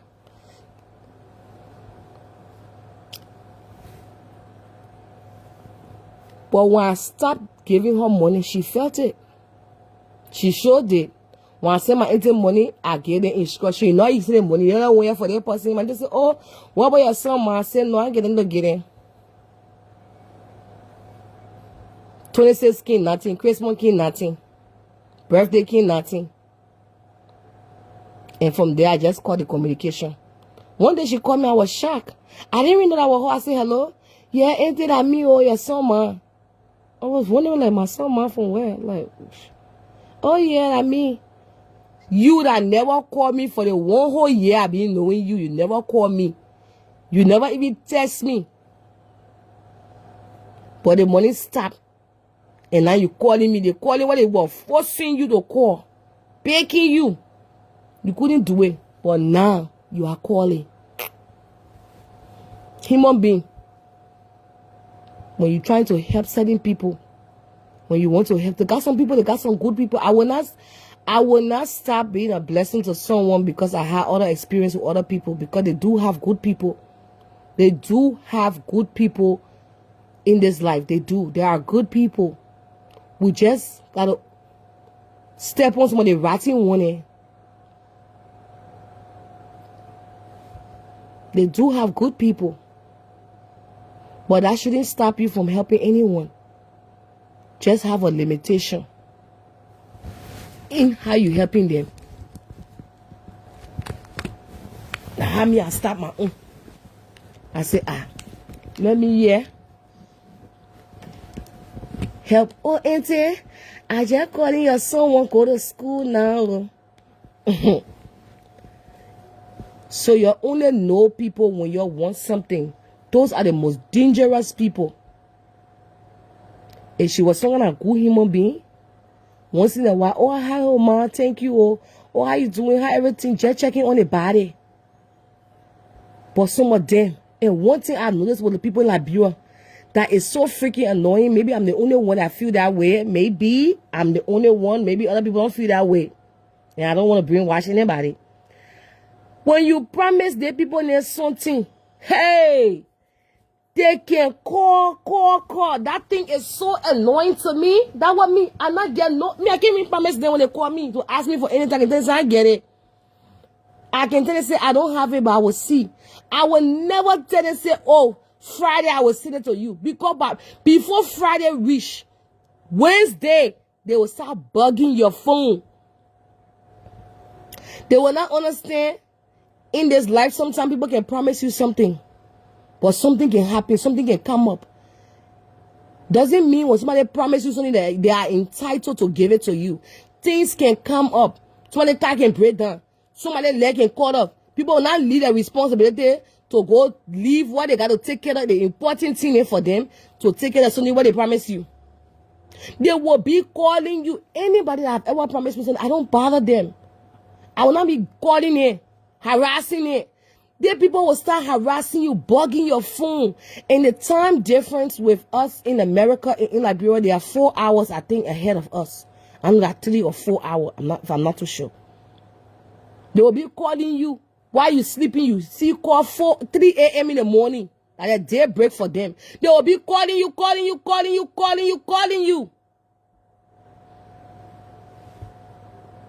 They will never check on you to know how you're doing. How are you feeling today? Sometimes we go to job. You know how we treated to the people job? Sometimes we sit on our feet, finding someone in a bathroom to sit into for our feet to not burn us. We working. One of my friends on my job, we were on our board, just not lecturing me and her to the job. And she sent her brother $50. And he made a remark that all the money you can't send, you even send something decent here.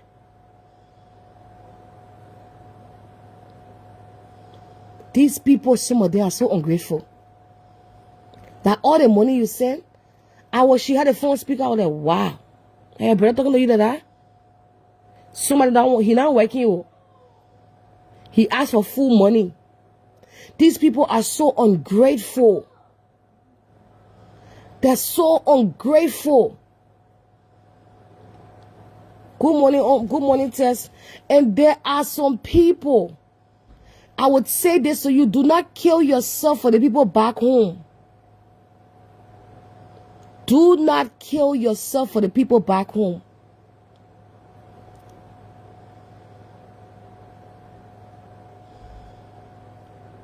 I cannot walk in the shoes of my mom because what my mom did for her family back home. Hey, one day I know that my good heart was inside it. Even though my family, my mom family, I ain't get no experience in that department. I know what thing gave my head was to let me put it on us. I know what I drink when I sweet one. So then Jack catch me and say, I would try. I was talking to my mom by myself. I said, Mommy, I will help. I check myself. I said, I make a lie to my mind. Because I cannot see what my mind to be doing for people in Liberia. Ha! My mom used to send money. Really taking care of paying school fee, doing their one, helping their one. My mom was the pillow for her family. She was the pillow. I look at her. She really talking there. I said, let me catch myself, yeah. Me want to know myself I can't touch something. And she be hunting me down for it. I ain't want to walk in her shoes. 26 coming. My mom have already saved her money to send to her family back home. Somebody Chinese school fee. She already ready to send it. The other one. And what I would say is, there was a guy that I knew in Maryland. This man had 3 jobs. 3 jobs in Maryland.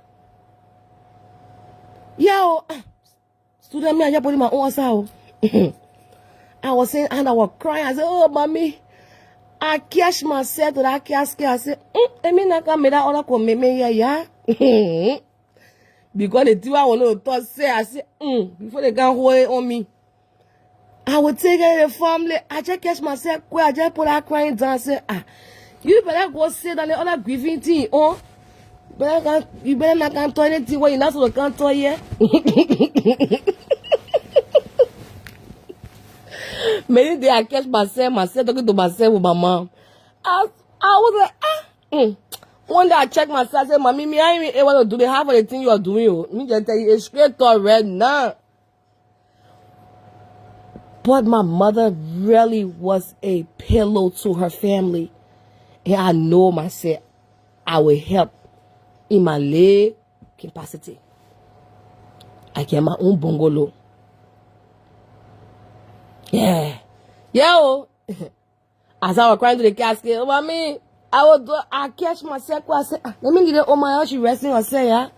And Miss One, I could make me here what tomorrow. I'm a seller, because when 26 coming, and when my cousin and myself were having a conversation, he said, I will really miss the Oma. When what 26 coming, I want Christmas coming. In my head, I said, I know. She gone now. Not it there. I know who will be doing. I know who will be doing that other one. I wanted to catch myself again and say, I will be happy in her. I will stay in the gap where I said, G, you know what going on in your own house here, and not easy. I know how that Oma was doing her thing. And what I was saying is that there's this guy that was in Maryland. He had 3 jobs. He was working cook. What every time I talk. So the guy worked 3 jobs, and then the guy he got his wife and children, and he got 5 kids back home. He had to send all into school. He worked as a cook.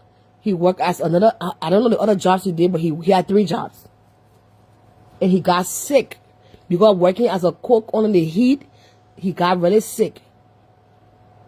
And when we went to go visit, when we went to go see him at the hospital, what really struck me to understand that you have to, as much as we want to help people, we have to take care of our body and ourselves, because your body will break down. The man is in the hospital. His phone was ringing and his family people were calling.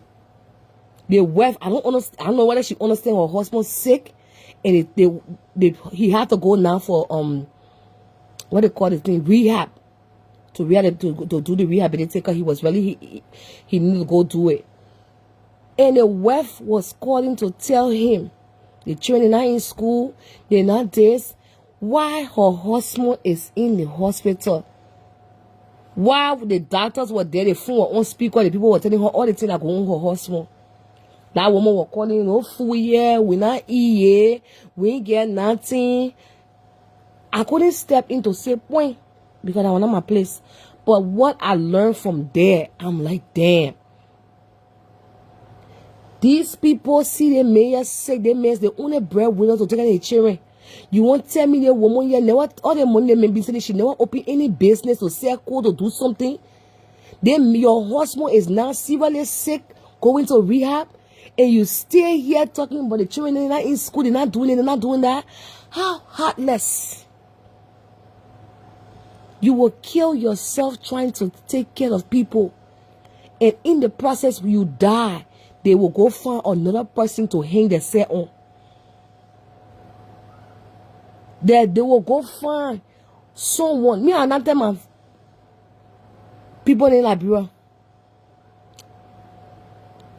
When you see anybody coming to America, you're saying black pepper, you're saying sugar, you're saying something on there, you're saying it. We'll eat it, we myself will eat it. You're saying mama don't leave. You're saying dry meat.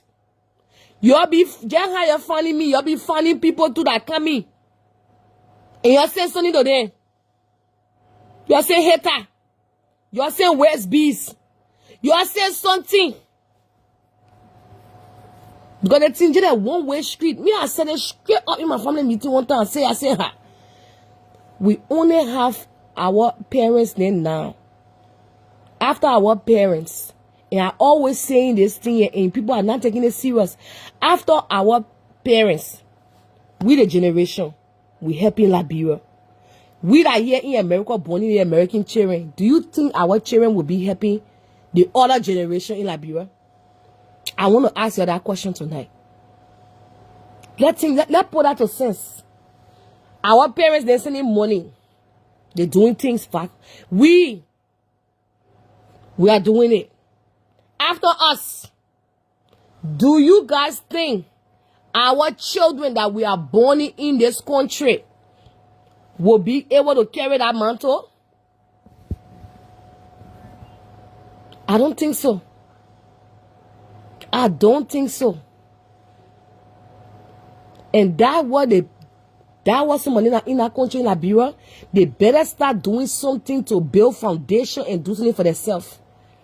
Because once our parents are gone, and once we are not able to do it, we are gone, our children, I don't think they will be able to do it.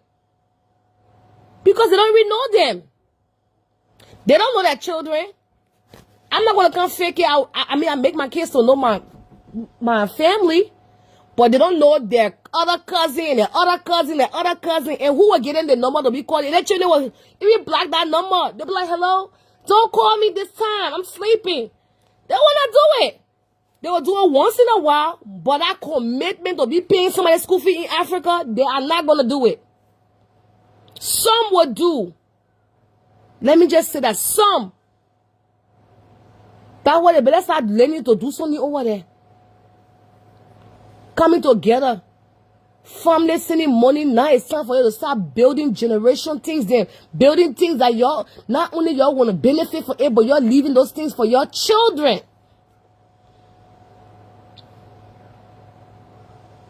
Because I don't think our children that are so Americanos nice here, I don't see it.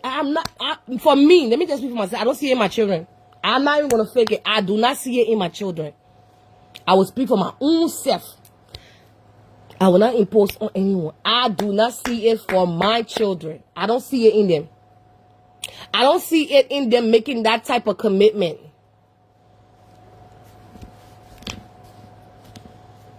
Because who they know, who they see, that's who they will do it. Maybe if somebody get a number and call, but I don't see it in my children to do it. I see a thing already. They children will get money. You carry them to the mall. They still want you to use your own money. They still want you to use your own money. What about they get money? Oh? They're saving it for I don't know what. That then will want to be making commitment to paying somebody's school fee in Liberia. You ask them right now, you put a test down, they will tell you, say, they will not even be able to do it. They won't. They will not be able to do it. And I don't think the people in back home and the younger ones that come in, I feel sorry for them. With that corrupt country, teachers should be getting paid good money. Nurses are only getting paid sometimes $200 US a month, $250 a month. Why in America nurses are making nasty money in America? Nurses are making good money in America. In Liberia, you will hear say a nurse making $4,000 a month. I don't see it. No. Ask the nurses then how much they are making over there. The highest they are making is $500 US.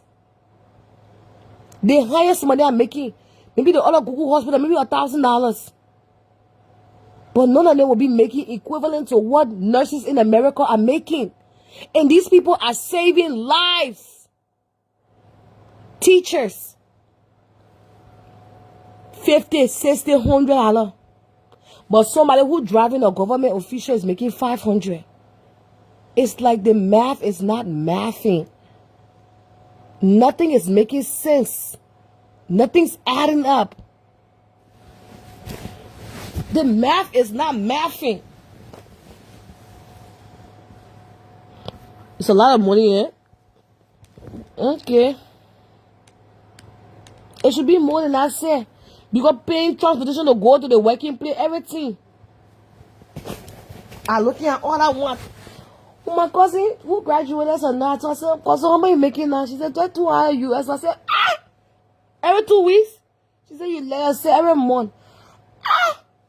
Damn. I said, man, what are you going to say for you to come to the country? Oh? They get too smart to be over there, wasting her time.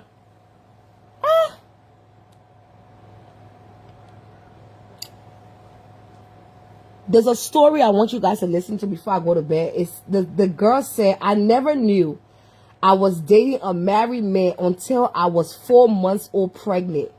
She's a Sierra Leonean girl. She said he tried to blackmail me with my private picture that he took from my phone while I was dressing. Another ex threatened to leak my photo. So let us listen to this story. Wicked men all around here. Wicked men.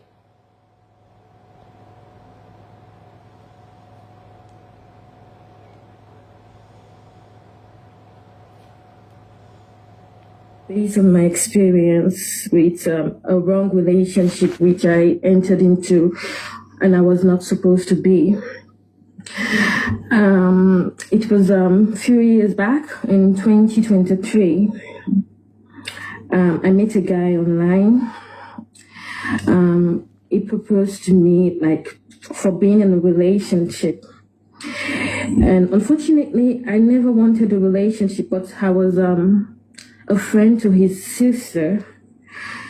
I was the sister best friend. So his sister was like, oh, date my brother. I promise you, you won't regret this. I promise you, you won't regret. And I was like, oh, I don't want to go into a relationship, a media relationship. I said, because some of these things doesn't end well. But because she was my best friend and I so love her and respect her, I chose to give it a try. And it was like, since that day, it became my worst nightmare. things weren't easy for me. Like, I went into the wrong relationship ever. Yeah. I started getting fights back and forth with different girls because of him, not knowing he was the one behind the whole situation. Like, he used to come to me, say different things about people, and go back to those people, say different things about me. It's like he was a strong manipulator. He used to paint me negatively to the people, and people thought I am a bad person, which of course I'm not a bad person. I'm a kind girl, simple. I'm not going to praise myself, but many people know about me in the media. So I was going through a lot of fights with ladies because of him, not knowing he was the one behind the fight. So he was coming to me, pretending as if the ladies are the one. He's a narcissist. Remember that one. Narcissist. They will be with a new girlfriend, painting you black, so the other women there talking nasty about you. Going after him, which of course is the one going after the ladies, and going to the ladies, painting me negatively to them. So I was having this fight. I had to lose most of my friends because of him, right? So we were dating for like 1 year, 4 months. We go on ongoing, not knowing that this guy was married. He lied to me that he wasn't married. He was married. He only told me about his 2 kids. When I asked him about the kids' mom, he said the kids' moms were back home in our county, Sierra Leone, which was true. That is true. But when I asked him if he had a wife, he said no, he doesn't have a wife. He used to have a girlfriend, but they are now about separate. You understand? They create so many false stories. So I said, okay, let me give this love a chance. Let me give it a try, and let me go into this relationship. So I went into the relationship, start having fights with different girls, and so on and so forth.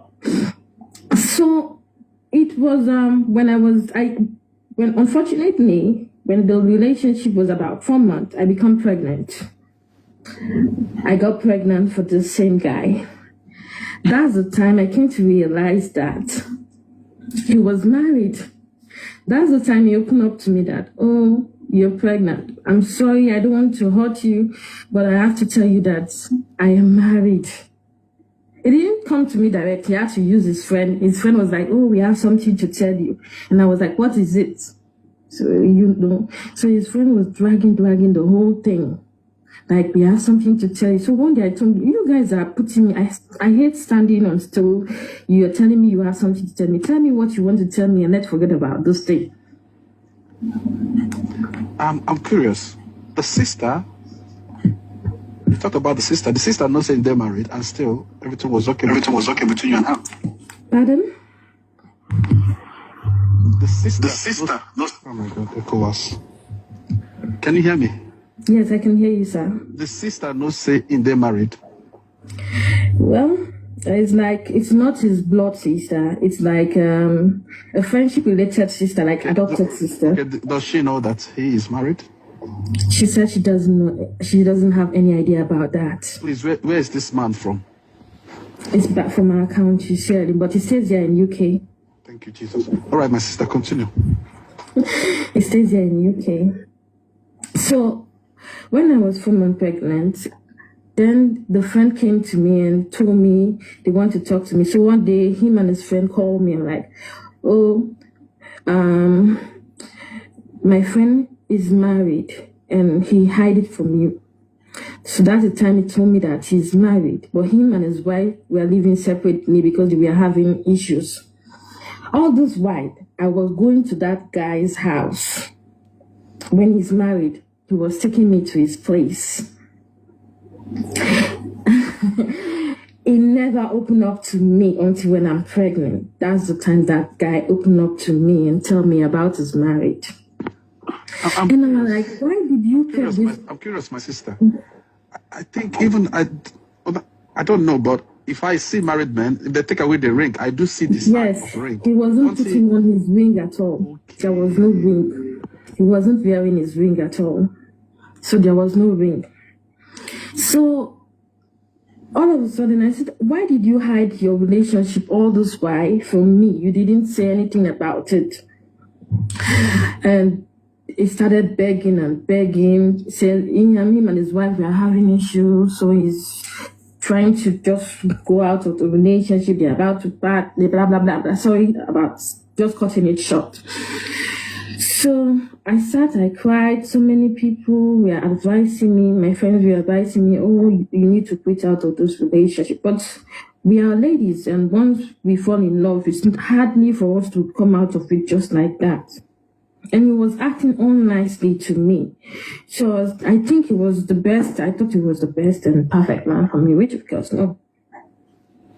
So, sorry, I'm just trying to cope up my tears. So, with those kind of stress, I started having back and forth fights with friends.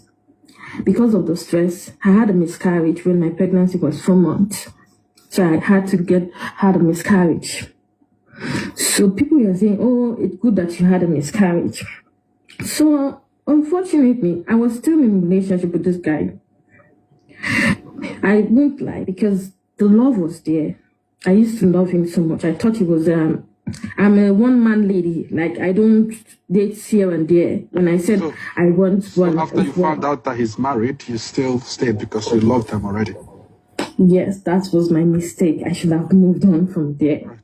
So I still stayed. So because the love was there, and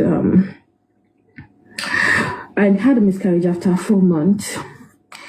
Then we were together for a while. I started having fight with ladies, fight with Should I turn off the comment section? I want you to talk to me. It's like you're reading the comment section.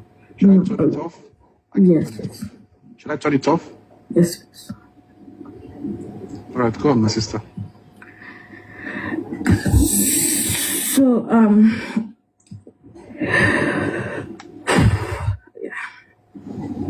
So after I find out I still dated him, I started having friends, not knowing this same guy was going behind my back, approaching my friends to date him. Some of them, he was telling them that, oh, him and I are not in a serious relationship, this, that. So approaching them. So those, my friends, started seeing me as a bad person. He was the one manipulating them, telling them what I never said to him. And he's the one same guy coming to me, telling me what my friends never told him. So it was like he was playing a double game between him painting me bad to people and coming to people, coming in front of society, making all nice. He was acting all nice to people, all nice to public. So unfortunately, I have a past story. Someone was blackmailing me. Like my ex was blackmailing me that I should go back to him. So I told my ex that, no, I can't go back to you. I'm already in a relationship. By then I'm in a relationship with this guy because I am a lady who doesn't know how to play around. I was brought up in a decent way. So when I date you, if I said it's you, unless you gave me a reason to turn my back, then I'll turn my back. But I don't know how to date two men at the same time. So my ex was blackmailing me. So I was so scared.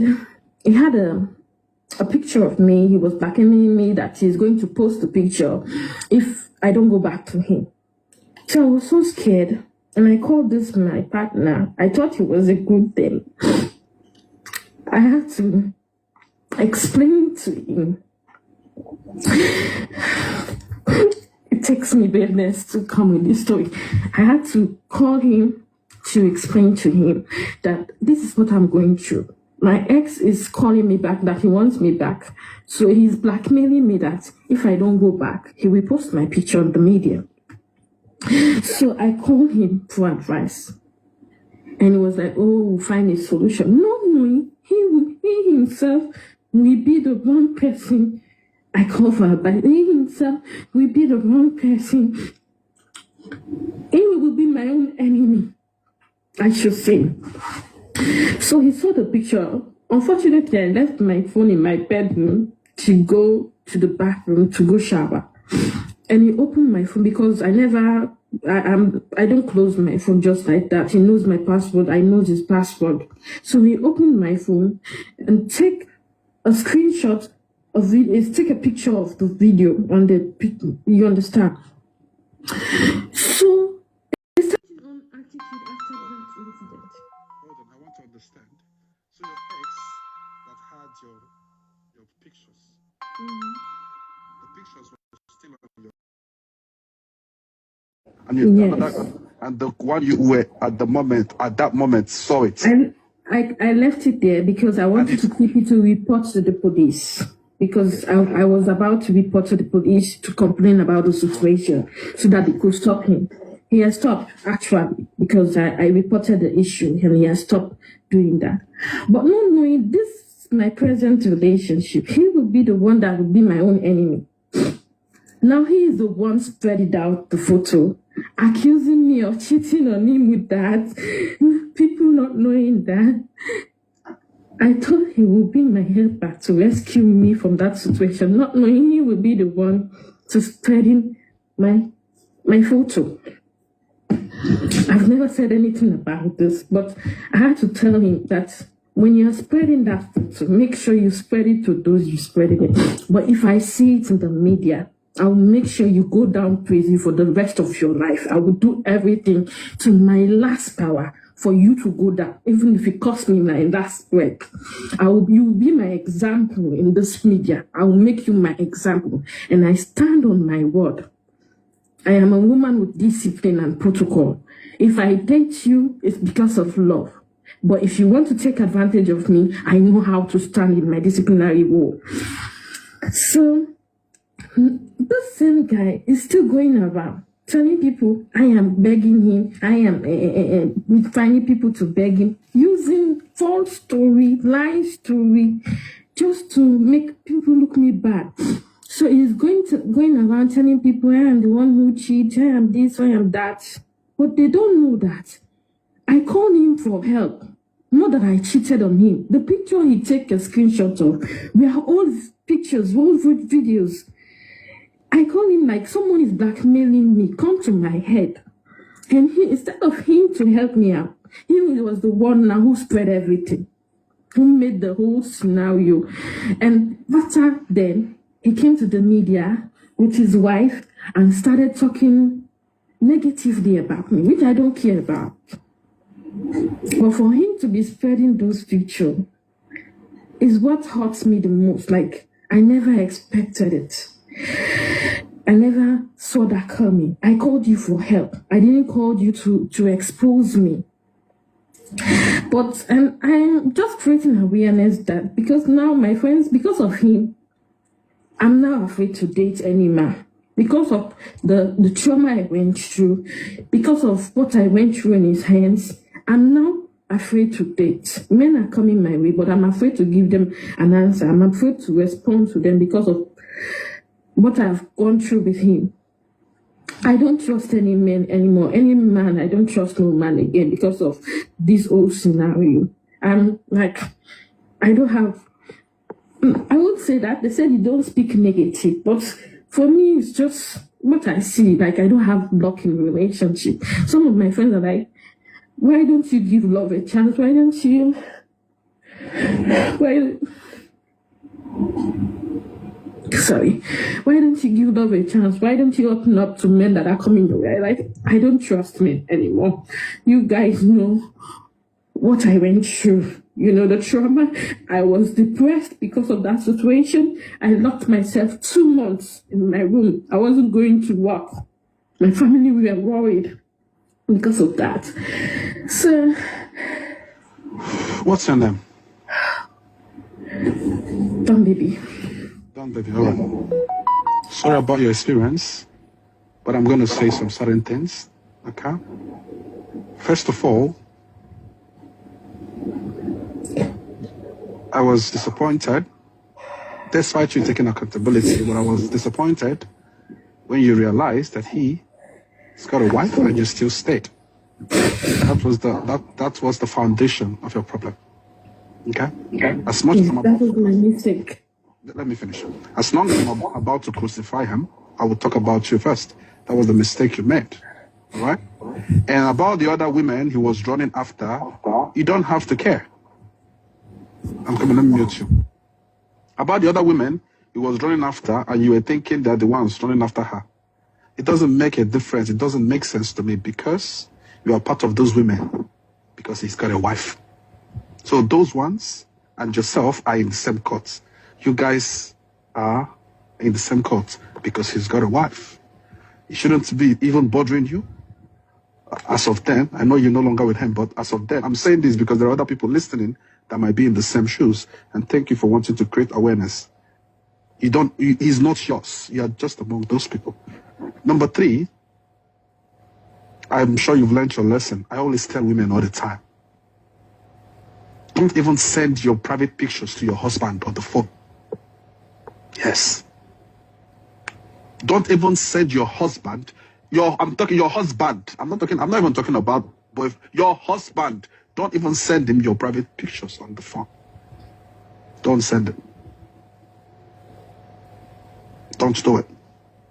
If you guys want to do it through the phone, even though sometimes people do record dates, have a video call. Or don't even show your face.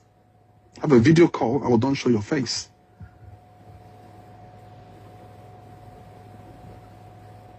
I don't even know how people ask for those things. Send me nipples, send me all those things. And the problem is that a majority of the time, it is the women that are sending this. Because you want to show the man that, okay, I trust you. I want us to be together. It is the women. You had this, even one thing about men, even before they do those things, you can't see their face.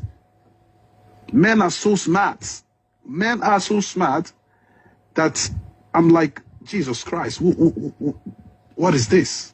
Right? So that was a mistake you made. And I'm sure that with your experience, you never tried that, no matter how love sweeps you off your feet. Now, coming to the man. Before I come to him, have you reported to the police yet that someone has threatened you? Have you reported to the... I can't hear you. This particular man we're talking about, have you reported to the police? Not the current one, the former one, the one who first sent the pictures. You need to go and report to the... You need to go to the police and report for the current one today. Okay. You don't have to wait until you receive it. You need to go and report and send him a copy of it. That at this moment, if it comes to... Do you have his pictures? Yes. Because I don't mind putting it up here so that he will hear what I'm saying and know that I'm talking to him, my brother. Yes, I don't mind. If you have it, give it to me. And send me proofs of all the things you've said so that I'll confidently put his pictures. Okay. For him to know that if we see it, there's a record that you've talked about it. If we see it, we'll know that he's the one. And we don't care. Even if it comes from the other person. If we see it, he's the one. Even if it comes from any other person that he doesn't know, if we see it, he's the one. You can't blackmail someone like that, you need Chris. And you're in the UK.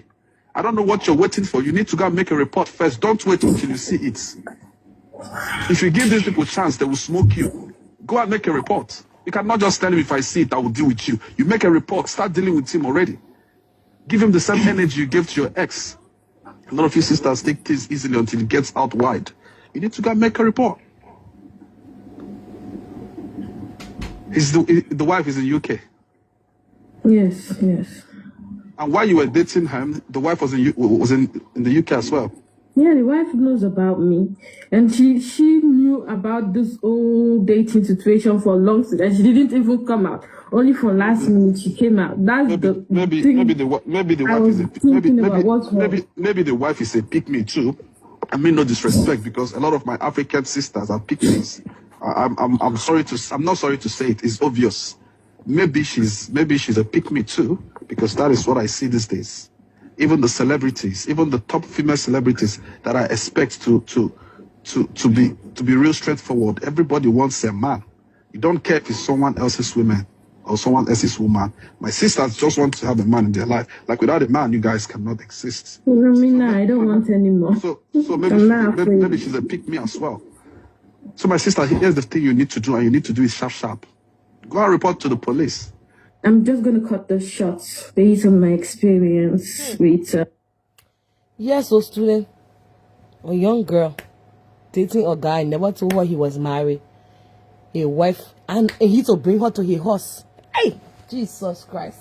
Hey, He used to carry the girl to his horse. The wife to know that they were having a relationship, never said anything to her. Pregnant. Oh, God. They play. Oh, fuck. If we left the snake, it's a bitch, it could be less. I sent my best bitch to come and take him.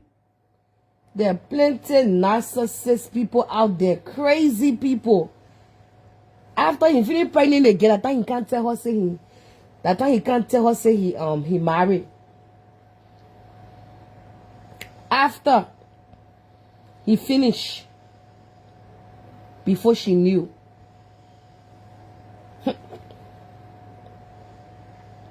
After. You still don't know if that's a narcissist. Let me help you real quick. There are 4 quick ways you can spot a narcissist. Say this post for later, let's get right to it. Number 1, they have an extreme lack of empathy. They do not associate their behavior with wrong or bad. Notice when you're dealing with somebody toxic and have unhealthy behaviors, they will... These people are crazy people. Better be careful. Better be careful.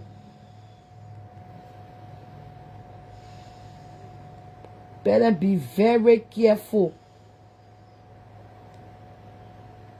Can you imagine he never told her that he was married? She was pregnant. How do you get married and you still out there looking for something?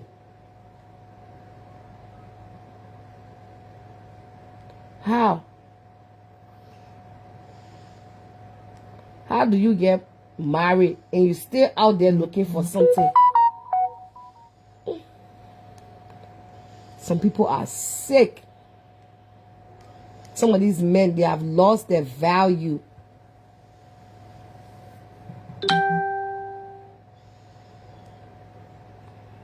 They have lost it.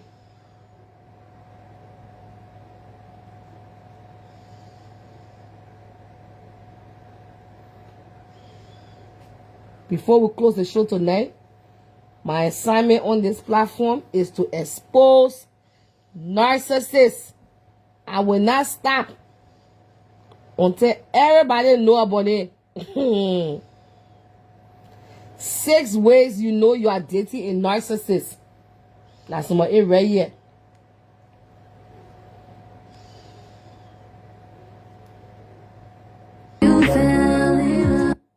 Hold on, yeah.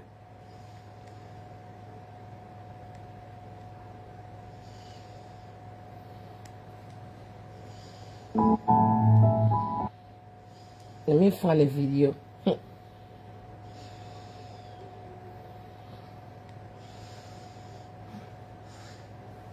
Better be careful with you people there.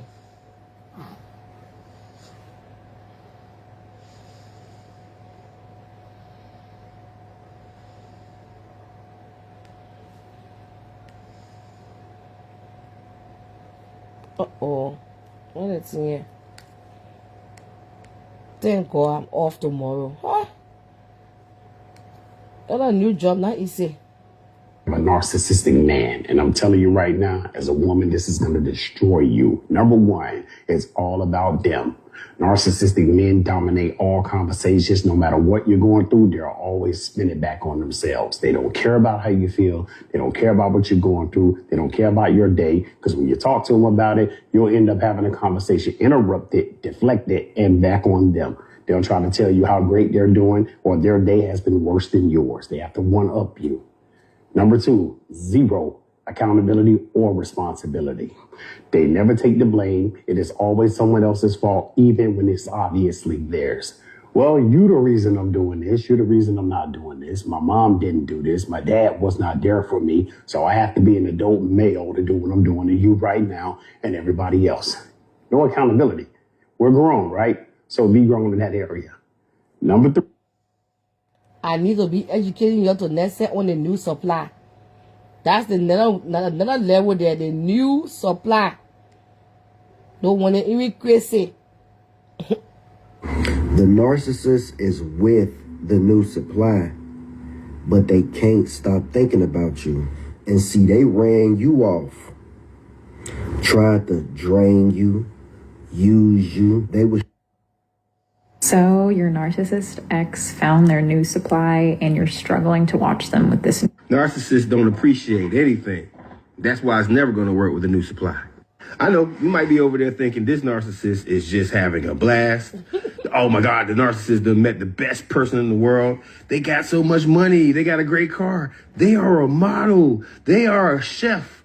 They are everything. The new supply could be Mr. or Mrs. Perfect. It just doesn't matter because the narcissist is missing one big, huge thing that always makes them fail. Appreciation. A narcissist doesn't appreciate. Here's what that means. Since they didn't get therapy, they didn't get help, they didn't get any kind of coaching, since their lack of appreciation is still always there, it doesn't matter how much a person does for the narcissist, it's going to fail because they get used to everything and you've already been through it. The only problem that you're having right now is that you know how much you did, and what you did is probably going to be more than what the new supply is going to do once they figure they dumb behinds out. Let's say the new supply is buying all of their clothes and paying all of their bills, male or female. Well, you know your narcissist. That narc did not change. Eventually, that narcissist is going to get used to it, and eventually, because of their low boredom threshold, they're going to find someone else to deal with. By the way, if you go no contact long enough, let me tell you something. That narcissist is probably already on to the next supply. See, they want to transfer the new supply into you. So understand something. No matter what or who they're with, that new supply will never be you. So the narcissist gets frustrated more and more.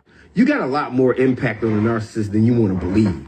Why in God's name would you think that a narcissist would be with you for so much time, doing so much intentional damage, and then just automatically just throw you away? No, it don't work like that. These people value the amount of destruction that they cause in your life. That's why you don't get no closure. The reason why you don't get closure is because giving you closure makes them lose access to you forever. Narcissists are like arsonists. They will burn the house down and always want to spin the block to come back to you to see how much damage they cause. That's why you got to stop posting all that crazy sad stuff on social media. But more importantly, the new supply is not going to work because no matter what they do for the narcissist got one leg in their relationship and another past leg in their head about you. So stop worrying about it. Know that they never got therapy. They didn't change, and there's never going to be enough to satisfy that narcissistic person that used to be in your life. This is the Narc Op. If you're interested in the one-on-one, and yeah, you better go to TikTok. Anything you want to know about human being, go to TikTok. Just tap it in, back. You will learn. Back. You will learn. Human beings these days are dangerous. That what social media is opening our eye is good, is bad. But social media has opened our eyes. Now, for some of our students that in here, in a class, that have dealt with narcissists, and you know the lesson, and you have taken the narcissistic lesson, because somebody called me. I mean to laugh, I'm sorry. But oh God. The thing too funny. It's sad but funny. Somebody called me today and told me, teacher, this is the third narcissist relationship and I get in. I said, what? So you know all the red flag from the first one. Then you enter in the second one. And now you say you are being three? She said, all the niggas can be different. I said, wow, damn it. You in shadow, and the school can help you. Because the school cannot help you. There is no way you will have past experience dating that kind of demon here, and then go pick up another demon. Damn it. 3 times you have dated in your life. For the first one that damaged you, you pick up another one to destroy you. The last one now you want to kill you. Huh? I had to tell her student I couldn't take her tuition. She can't come in the class here. She can't even come in the class. before she can damage some of us here. 3 times? Didn't what gonna do more? Shit, Jay. I told I said right now, say I'm just in school to lay a body thing. I don't even qualify. I'm a set teaching my student every day. You are even experienced player. You should be on this live joining me to every night to explain when it's time for other guys explain about narcissists.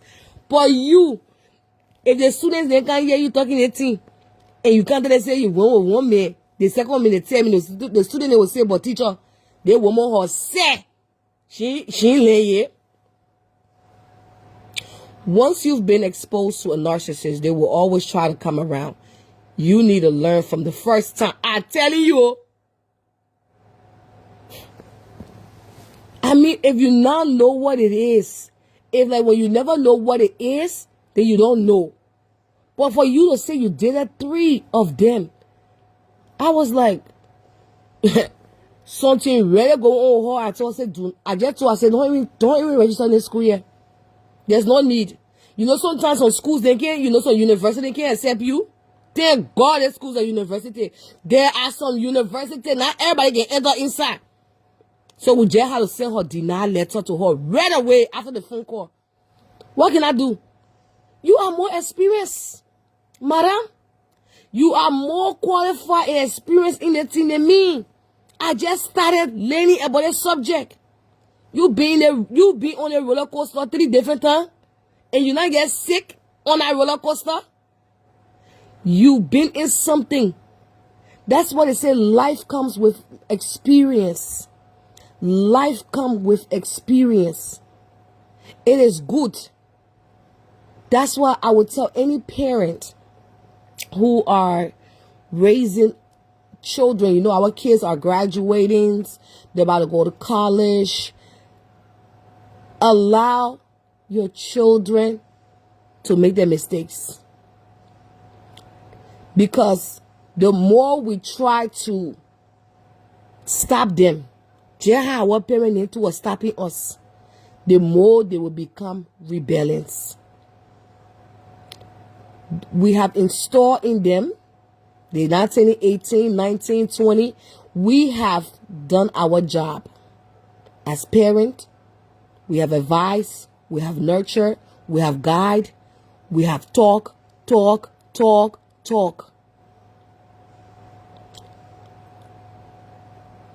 You have to allow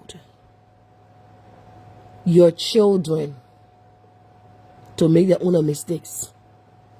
Because the more you don't want them to fall, and the more they say we won't fall. There are values that you give your children that even when they are going off to college and they are meeting different type of people, those values will stay with them. And the reason why I said this, my daughter is all the way in Maryland on campus. So she told me, Mom, for my sophomore year, I want to get my own apartment, me and my friend. And when she said it to me, I said, but I your friend, I get let to my party. And you will not be able to get your work done when you go, because they have the on campus, let me just go back. So they have the dorm, and then they have on campus apartments where you can get apartments, but it's still within the college. Okay. So I was thinking, I said, but you will not be able to do your work. You will not be focused. When I can join you, and one thing that my daughter told me, and I know that I've done my job. She said, Mom, even when my friends, they're going to party, even when my friends are doing their thing, I still do my work. I still get my job done. If I know I get my work to do, if I know I got my study, my exam, my this and that, I'm very disciplined. So her coming here for us to, because her friend now is coming, her friend now is going to be going to the school with her for this year. She said, even her coming here, it will not stop me from what I got going on. That just showed me that I've done my job and I'm doing my job. that whether she have anybody that come in her space, she got her head on straight. She got her thinking faculty that everybody be going to party, but she know that when she get her work to do, when she get her assignment to do, she doing it. She not going to follow. And she herself said it. I said, wow. I didn't even need to go into any more lecture. The things that I was really afraid of, her being on campus, the things that I was kind of afraid of. Sometimes when I call her, you know, it's good for you to have your kids, how you call it, like you all your own family tracking thing to know where everybody is. Myself can track me, myself can track them. So when she was on campus, I was checking her tracking. I said, you don't go out. I'm always seeing you on the campus. You know, you need to have a social life. She said, I do go out sometimes, but it's just that I have this one course that I'm really struggling in, and I need to get it. I need to focus on it to get a grasp on it. So that's why I'm not going out. The three sisters, thank you. You're too smart in school, man. She said, I do go out, but I'm struggling with one of my classes, and I can't go out when I'm struggling with my class. So I need to study, and I need to focus on what I'm doing here. And I was so amazed because imagine I'm all the way in a different state and she's all the way in a different state. Let me tell you, when you raise your children and you install in them values and you raise your kids and you have those relationships with your children, don't think you need to start having a relationship with them when they're older. It starts from an early foundation. Is your kids are able to call you and talk to you about everything. It is a blessing. I can be at work and she'll call me and she will tell me what's going on, what's happening, what this or what that, and I'll be able to talk to her. It's a blessing when they reach to that age where their friends are the one they tell all their business to. So when you able to even know what they're doing, what's going on, it's a blessing. That you got to force it out of their mouth. Like, oh, what happening? Because at some point you have, when they're on campus, they're doing their thing, you just got to let that butterfly fly. So anytime I see them calling me, my children calling me, I don't care what job I took. Because these jobs there, we will work.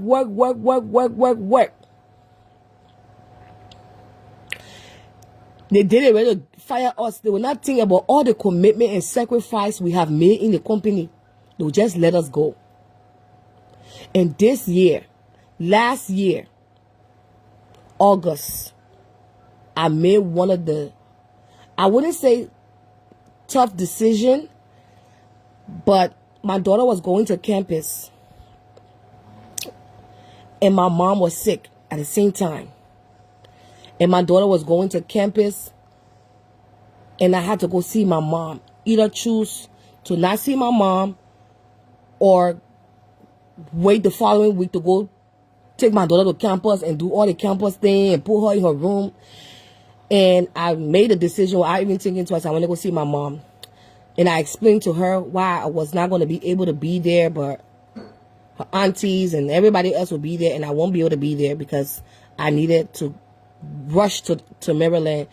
My mom was dying, but she didn't die at that time. And then when I came back home, after I talked to my daughter, everything, the day that she was going to campus, she called me, she was crying. I was like, what's going on? She's like, everybody, mom and dad are here and you're not here. You're not here with me. And I felt so bad. I was at work. And I said to her, I said, Aaliyah, one day you will be put in my position. I said, I will always have that moment to go every year to go decorate your room. But I can't have that moment if something was to happen to my mom and I wasn't there. I said, one day you will be in the same position and you will have your own children and you will have to make the toughest decision in your life at times. And at the end of the day, one person somebody will be hurt. And I said, I'm so sorry, but I would definitely make it up to you. And I don't regret that decision. Because now that my mom is gone, I always think about it if I would have. And that time when the doctors had called me and told me my mom was going and I needed to get on a flight right away to go see my mom, and I had to leave work, get on that flight, rush to Maryland. And I remember when I got there, and I was thinking like, oh my God, my mom's going. I don't know how I'm going to feel. And I got to the hospital, and my mom only wanted to see me.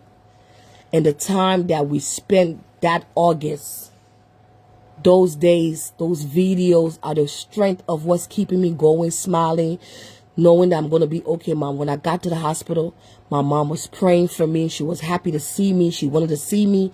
Everything the doctor said, wow.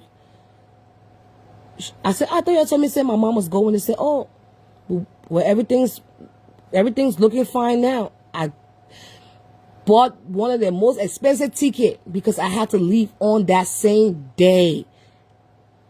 On that same day, I had to leave. And I stayed there because I thought that maybe when everything happened, I would have to stay, start planning funerals, start doing all kind of stuff, and I had to stay. I do not regret, because those are the things that I would have been sitting there saying, oh, I wish I was there. Those videos, me and my mom talking, we talking about what she want to wear, what she want to do, we sharing things, she praying. Those videos kept me. Now look, and I think about it now. I said to my daughter, I said, this year, I will make it up to you. This year, this August, when you're going back to school, I would definitely be there for you this time around. This year, this time around, I will not miss it for nothing. This August, I don't care what. I already told my job. The date, the time, I will not be available. I'm going to go put my daughter in school. But I don't regret it. And in life, there are times that you have to make certain decisions. And that was one of the decisions that I made. I wasn't able to send my daughter off. But I don't regret it. Because there will always be another year and another year and another year. But those memories, I would have not been able to get it. So when this Mother's Day is coming, I keep telling myself, it's going to be a hard Mother's Day because my first Mother's Day without my mom and her birthday. But I keep telling myself, like, it's going to be okay. It's going to be a very quiet Mother's Day for me, to be honest. Like, I don't know how I'm going to feel, how it's going to be. But it is what it is. When I go in the store, I see anything. Sometimes grief it just knocks you off in so many different ways. I can go in the store. I see something that reminds me of my mom. I just get from in that store. I just get out of there. I just get from in that place. I saw ornaments. My mom loved these.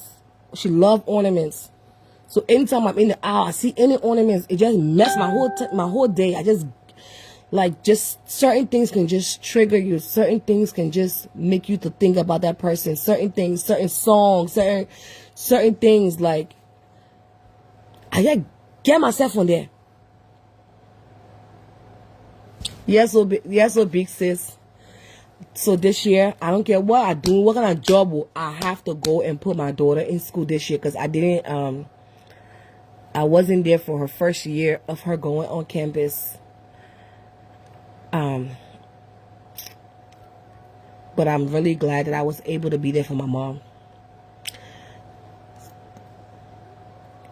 At least I'm at a stage right now in my grieving process.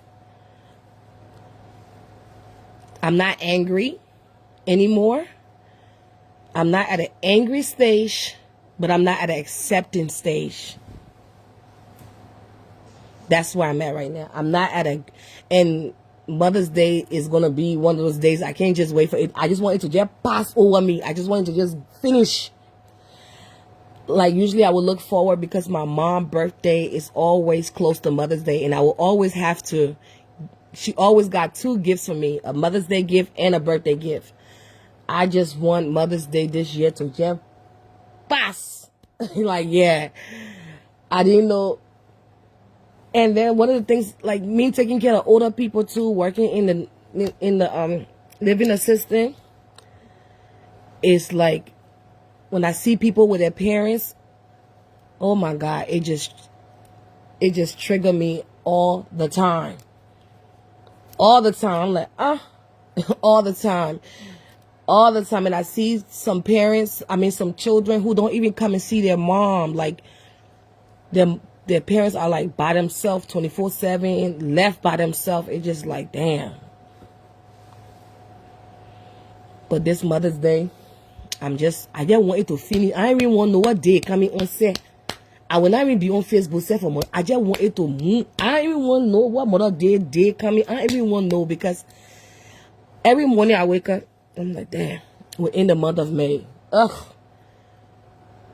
Grief is not easy. We are only living through it. Yes, it's not easy. Small things can trigger you. Small things, like you can see a flower. If I see a movie, when I watch African movie, because my mom, says I like watching African movie, and she would like to explain the story to me before, or she'll be, me and her be watching the movie the same time, and she'll be asking me, what happened in the movie? I'm like, but my saying, you like our first time watching this show. That was our first time said watching this show together. So how will I know? Oh wow. Oh, you lost your mom in February of this year. Oh man. We're on the same bench, we're on the same table. And people don't understand. People would want to tell you how to grieve or when to grieve. I sometimes escape grief. Like, I keep myself so busy because I have children I have to take care of. That my son is 2 years old. He doesn't understand that I'm grieving. And if my kids see me grieving and then they're grieving and I have to be a mom, I have to be strong. I have to be the so it's never an easy space to be in. It's not. And I used to hear people tell me, like, it doesn't go away. It never goes away. That pain never goes away. You just have to learn how to, like, maneuver around the situation.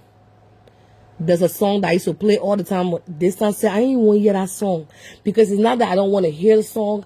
It's the song will remind me of her, and then I will start crying. So I don't want to hear the song, or it's just a lot of things that I don't want to even tap into.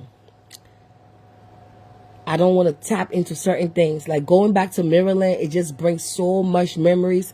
Sometimes even talking to certain people reminds me of my mom. So I don't even want to talk to these people, because it's like, sometimes it's like, it just puts you in a silent stage. Silent stage. And people would think because you're on social media, you're posting, you're doing things, that you're not grieving. You are grieving. It's just that you're not showing them that you are grieving.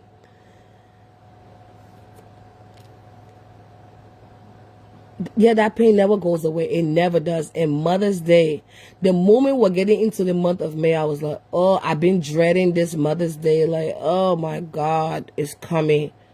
I just want it to pass. I just want it to pass, because my mom's birthday is May 10th. I just want it to go away. As much as I'm trying to, I just want that day to come out. I don't even know that day came. That's how I feel. That's how I feel. But at least now, I will tell you guys, I can sleep. I can sleep through the night. Before, I wasn't able to sleep through the night. That was one thing with grief that I didn't even know. I could not sleep through the night. I would only sleep sometimes 2 hours before going to work. And I'll be so sleepy during the daytime. My mind could not rest. By the time I even sleep, I would just jump off of my sleep. And now I would realize that, oh, this thing really true? This thing really happening? And mind you, I go to bed every night at 3 a.m. in the morning. Every day, 3 o'clock. I cannot sleep until 3 a.m. in the morning. Mean that my mom used to call me Sleeping Hollow. That was the name my mom used to call me. I let Sleeping Bennett. How baking you, yeah. My name is Sleeping Hollow. Because my mom said, damn, you can sleep. You can sleep, boy. But I can't even sleep.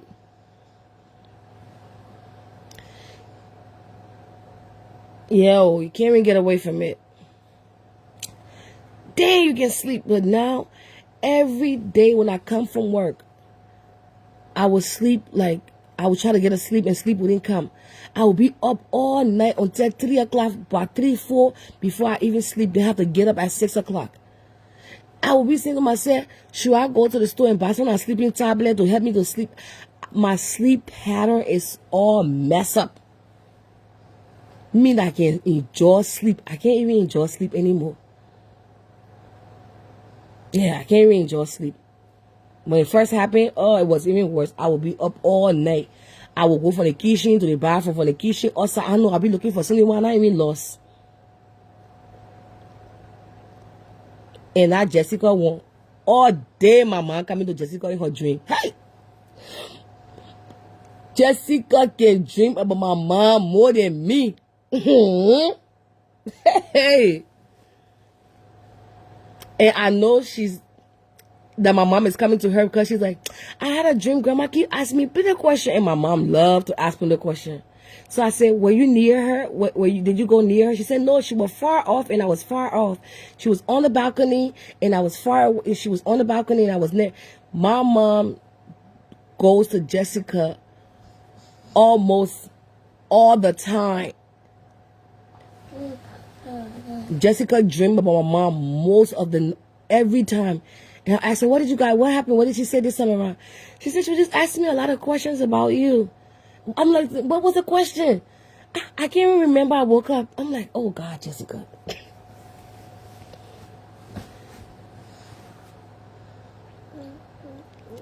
And I only dream about my mom twice. And when I do dream about her, it's so fast. Either she's far away and I'm trying to come to her and she's far away and she doesn't want me to come near her. But the other day, I know one time I dreamt about my mom because my mom used to like playing their little, hey Sabrina. My mom used to like playing their little lotto, like lottery thing. And my mom had gave me this number, student. She had gave me this number called 217 and 216. Student, I know that day. Why I go play that no more? So I told the guy at my job, I was like, hey, I dreamt about my mom. She gave me this number 216. He said the number came out. I said, what? He said, yeah, it came out. 216. But it came out, it didn't come out 217. It came out 271. But if you still play it 217, you can still win money because it goes, I don't know how gonna wait and explain to me. He said, you would have got some money from it. I said, oh, damn, the woman will come out again. Let me see how. Because she loved her lotto business. She gave me the number 216, 217. And I woke up that day. I thought about it. I said, but what the number about? But I didn't play it. And I was just telling the man to my job, the Black American man. I said, I dreamt of my mom. She gave me a number. He was like, yeah, that number came out. But it came out in Kentucky as 271. If I still would have played it 217, by now, a different story we were talking yesterday. If I would have put $10 on it. But the next time she carry my sleep, she give me any number. I'm begging you. If I even have to call off from where to go play that number, I will even be sharing it with some students there. If I even to work, somebody please go play the number for me. I will even call my children and say, that number came out. And I didn't believe it. The next day I went to where the man showed me the number. He said that the number he always playing. I said, wow. The Oma wanted to help me out. And I don't know why I'm going to play that number. The Oma wanted to help me out. Yeah. But anyway, student, you're good now. Grief is not an easy thing. Some of us just gliding through it each and every day. We're just trying to figure out how to survive, how to make it, how to cope, how to handle grief. It's not easy. It is not an easy thing to lose a mother. And I know one of the things she used to tell me, she said, when I die, y'all will miss me. And she ain't lying. She said, y'all will miss me. I do. Every day, I find myself talking to myself 24/7. Just say somebody sitting down with me. Mommy, good morning, oh. I go into the working place when I eat, oh. Please push screen my body.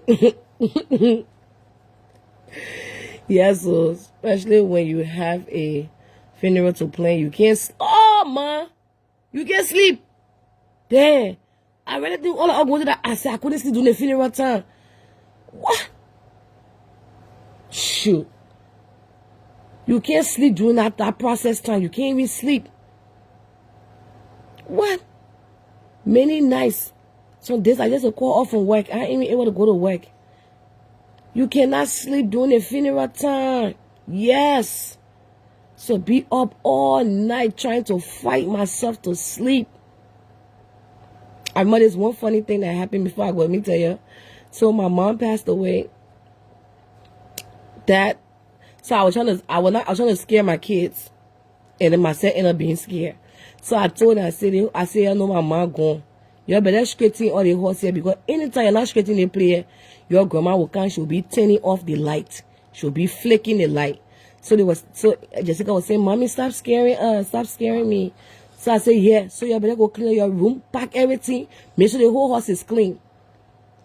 Student, while I was taking a shower, now my own bathroom, let the Oma was playing with. The light was flicking off. The way I ran out of that bathroom. I was so scared. So I told the co-host, I said, co-host, be sleeping with me in my room. So one night, she won't have her quality time by herself. This was so funny. So it was a Saturday night, and she wanted to be on her phone. I said, Jessica, you coming to my room? She asked me, say, Mommy, you need me tonight? Or you think you can handle it by yourself? I said, Ma, I can't handle it. Then she was telling the angel, I don't know why Mommy is so afraid of seeing her own mom.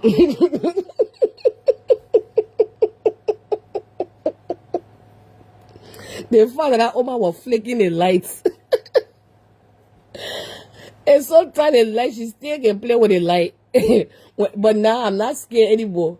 But the first time, hey, she will put the light on, put the light on, put the light on. I will be asking, Angel, are you? No, I'm in my room. Oh. You, Jessica, are you? No, I'm in my room. I don't my play with the leg, you. She just won't let on. Just won't let on. No, I can say, Mommy, please, oh, I won't be scared now. I won't sleep good on there. Oh. You need to play with the light in the daytime, not in the night time. Your friend can sleep. And the pig getting scared in the horse here. Oh, God. And not easy. But I just tell God, thank you for the strength. Every day I tell God, thank you for the strength to even get up and go to work and be able to function. I just tell God, thank you.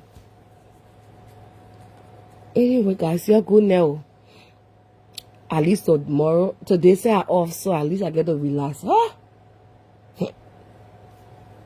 Until you come from where you can be tired. Then you got to come home, face dinner, help with your children with their homework, wash clothes, get it and ready, pack day one, do day one. Being a mother is not easy. Oh.